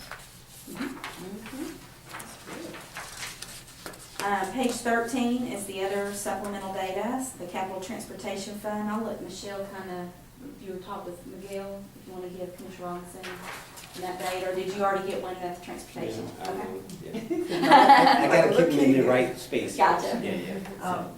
McGill is working through a process to determine that all these projects, there's still funding available for. So I'm working through the invoices that we've paid so far to give him a summary to see where we stand as far as paying someone for engineering design, concept design, right-of-way acquisitions and things like that to help him through that process. So we'll know if any of these need to come off the list or if they'll require additional funding from the discretionary. Two things, when do you anticipate, there's no rush, but when do you anticipate this exercise will be done? So we have a true understanding of what's on the list. Probably, well, my part of it, I can give to him probably by the end of next week. So by year end, we could be done with this process. Yes, sir. And I think Miguel would. Yeah, he went through the first part fairly quickly, Okay. so. it's the ARC projects, and they're all fairly new, and are lengthy processes. The ARC projects like the State Road, Highway 5, traffic flow, the Maxim Road, at Thornton Road intersection, the Chattahoochee Trails extension, we've already got all that encumbered, so we're in the process of that. I've just got to bring him up to date financially what's been done on it for him to make a determination. So this is where I want to make sure that what's there is really there. And if there was money that we once thought was there, where did that money go? Meaning, it's okay if we moved it, just tell me where the paper trail moved it to. And then the state is expecting us to have our money, but we moved it somewhere else. I need to know that type of what's really here. So what's missing here, is this the money they gave us, or is this our match? It's both. If you look at the. But we may not have received the money yet. It's the money that was presented when the project was presented to y'all Yep. We by said the it's our prior match. transportation director, saying that this is a project and this is the match. Yep. Where Miguel is gonna go back, whether he has to go back to the state or ARC or whatever to confirm, is that match still available? I got it, I see it, you're right, it's here. Okay, so I have a quick question too. Yeah. So I'm assuming ultimately when, so, and this just came to me, but say, like, we still have 2015 annual resurfacing program on here with $27,000 remaining. At some point, that needs to be closed out and then added to the The discretionary. balance. Yes, sir, that along with the $240,000 encumbrance. Yeah, that's right. So those are the kind of records I'm pulling for him. That we're to show checking to him. make sure those numbers are what they're supposed to be and that we're done. Yes, sir, So to be we sure know. that we're done paying the vendor, we've paid out the retainage, and everything's complete. Yeah, okay. Or if there's a placeholder, is it still an active project? Did the state say Yes. it went away? I mean, it's a status. And even though that's the moment in time, tell us what it is, and we can come back and sort of what does it take to reactivate it. But this, we're just looking for a truth of a one-time balance sheet. What is true? Does that make sense? Yes, we are too. Okay. And I think Miguel, I mean, he's really concerned about getting that too. I mean, he's really on top of it. Yeah, not that he's worried. He No, just- I mean, He wants to know He what wants he's to know responsible for. exactly what these numbers Yes. I'm with him. Yeah, he wants Yeah, to know yeah. exactly what they're doing, so. Yes. All right, okay. absolutely. Keep going. Okay, the bottom section is just showing you the trends for SPOS. Yes. You can see the last month, we received $1,853,000. And this was the first month that we were able to have what we call the PAYGO. I don't like to call excess because excess makes me think it's above Yeah, and it's beyond really the not. projects. What it is PAYGO money now, that because it's, so now we have bond proceeds and now we also have Yes. PAYGO. So, It's not excess. right. All right, so I want to come back to this. We brought this up in our, in the open session, work session, about this notion when we go where our committees were spending the excess for a given year, right? Now, if we got money left over, and I want to, it was something that we talked about, putting a buffer in there to make sure that every month, if we're ever short, let's say it's $130,000, right? We expected 1.9, it came in at 1.7, 200 grand. And we know it goes up and down, up and down, and up and down, but it's one of those where what's our floor? It says, no matter what, we'll never go below, we always got a $200,000 buffer, reserve, whatever the appropriate word you want to use. It's just like with our general funds, we got a floor that says we will never exceed this floor. I just want to make sure, because again, this is, I mean, it's going along, we're assuming that it's healthy, but it ain't 1.7, it's 1.9. So we expected us a little bit of growth in spending, the local economy, right? So that's a different number, it's that 1.7, I do. And I think once we have a full cycle, you know, I think, you know, like Rich had said at the work session, you know, we've got Christmas coming up, and that is, regardless if it's less than what it's been in prior years, it's always one of our biggest months. It's Understood. what we receive in November, what we receive in December and January. Is always higher than what we've received in prior months. So right now, we may be showing a trend, like you said, of $100 and something thousand a month, but that could be made up pretty quickly in 1 month or 2 months, or at least the gap tightened. right. So I think once we have a 1 year cycle, 12 months of a loss, then I think that would be time that we would sit back and say, okay, let's revisit, let's see if we need to rethink. This is what our new average is. Yeah. This is, we need to adjust Yeah, based on yeah, this new average. target is- Yeah, Mhm. right now, it's too early to Yes. react. Mhm. Plus, we're not spending a lot of money right now. And Commissioner Robinson and I talked too, we've got time to, and I've got one of my notes, once we get through with this budget process, or sooner than later, you know, finance, myself, Commissioner Robinson, and Rich need to sit down and talk about Mhm. The cash flow. setting some of this aside. Yeah, and it's to the point where we're just trying to respond to, we've seen whole cycles of SPOS, right? We know how they're rules, and so it's just, we're trying to be anticipatory, Mhm. not reactionary. We anticipate. Yeah. You know, we're on point, we've got a policy in place, and so whether it triggers or not, we at least, we know that it can happen. And if nothing happens. We continue on, at the end, you truly have access. And you do whatever your staff chooses. But we want to at least show the public that we're thoughtful of those moments where we just didn't assume. And again, I can see it can sprawl away from us. Mhm. We start, okay, we're gonna burn this equipment, we're gonna buy this stuff, we can add to the list real quick, and it's like, okay, slow down, y'all. I'm with y'all, I'm one of y'all, but let's be thoughtful that you don't have to spend it all. You don't have to obligate it all, encumber it all, or just like for every dollar, we're gonna attach a project to it.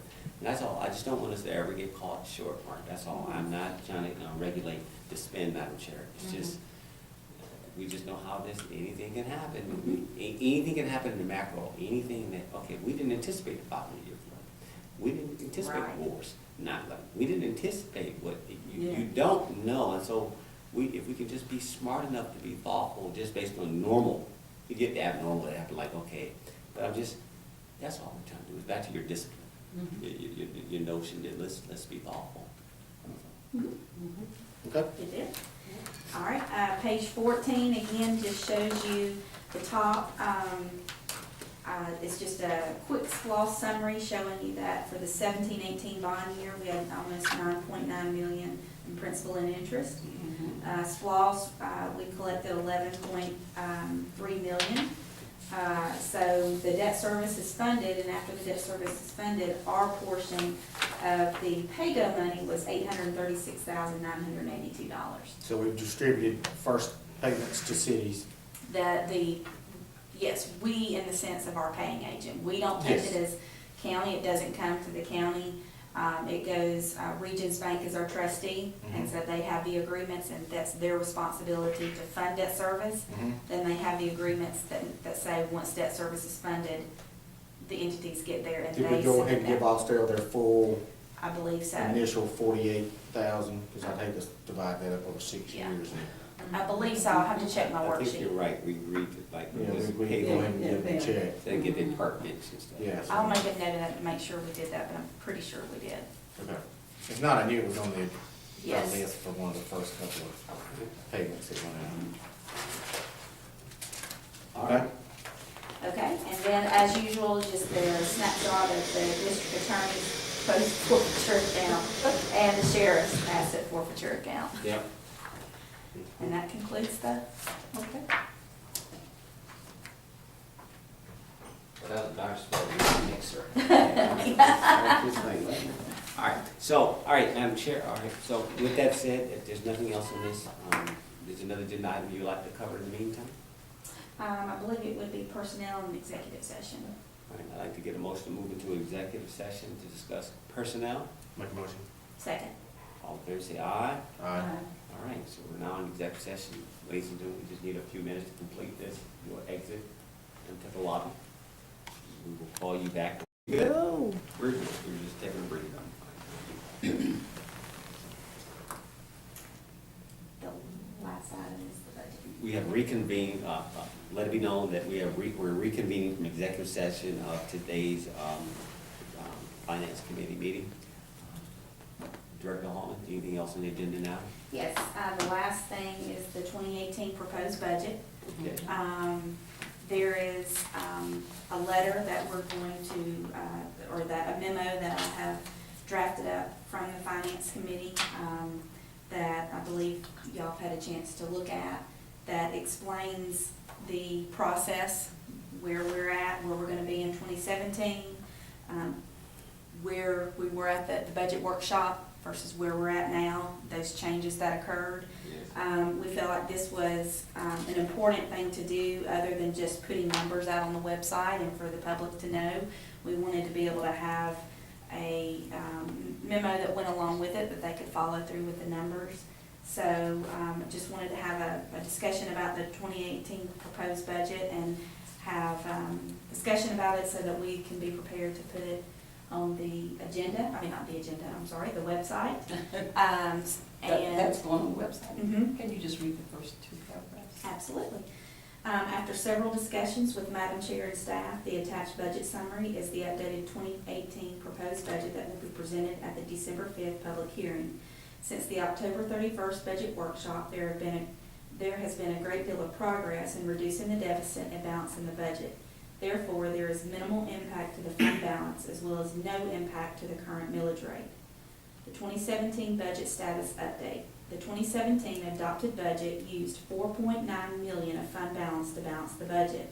However, based on our analysis, we estimate 2017 actual revenues to be $2.5 million more than what was adopted, which is primarily due to the 5.55% of new growth in the digest that was experienced this year. Also, we estimate 2017 actual expenditures to be $3.3 million, or 4% under the adopted budget. After the additional defined benefit retirement contribution that's going to be recommended at the next work session of $2.1 million, the net impact to the 2017 fund balance is only $1.2 million versus $4.9 million adopted. We feel comfortable with this estimate due to fiscal years 2014, 15, and 16 general fund expenditures averaging 4.35% under budget. Also, Madam Chair asked each department director and elected official to find savings in the 2017 budget by limiting expenses for items and services that are only an absolute necessity. The 2017 savings aids the 2018 proposed budget, all the while maintaining a strong fund balance. Lauren? Okay, all right, sounds good. So I would just like the Finance Committee approval or recommendation to put this memo along with the proposed budget on the website tomorrow morning and have it available for the public. I believe Mark will be sending it to the entire board and to Liz at the Sentinel. Or all press, not just. All press. Yeah, we just- We'll give it to Rick. Yes, They'll he place does on the that. red site and he can, Distribute it. Yep. I'd like to make a motion for the same. Right. Second. Second, okay, because you get the motion, right? What is him calling? Oh, sorry. No, do you? No, I'm fine with that, you know, I'm not, That sounds no like- chips on me. No, The chairman's supposed to. no, anybody can make it, but I don't, if I, as stated, as moved, all in favor? Aye. All right, motion passed. So that's our public document, and it goes live when effective in the morning. in the morning. Sounds good. Because we still have one to take off.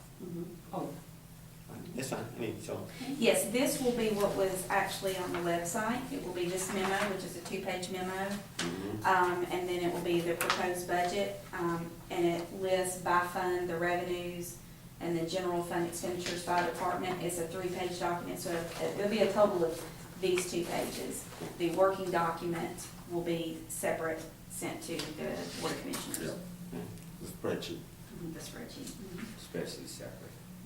But pretty much the spreadsheet This is is this memo, it just looks This is prettier in this memo format, because I've listed all the changes in here.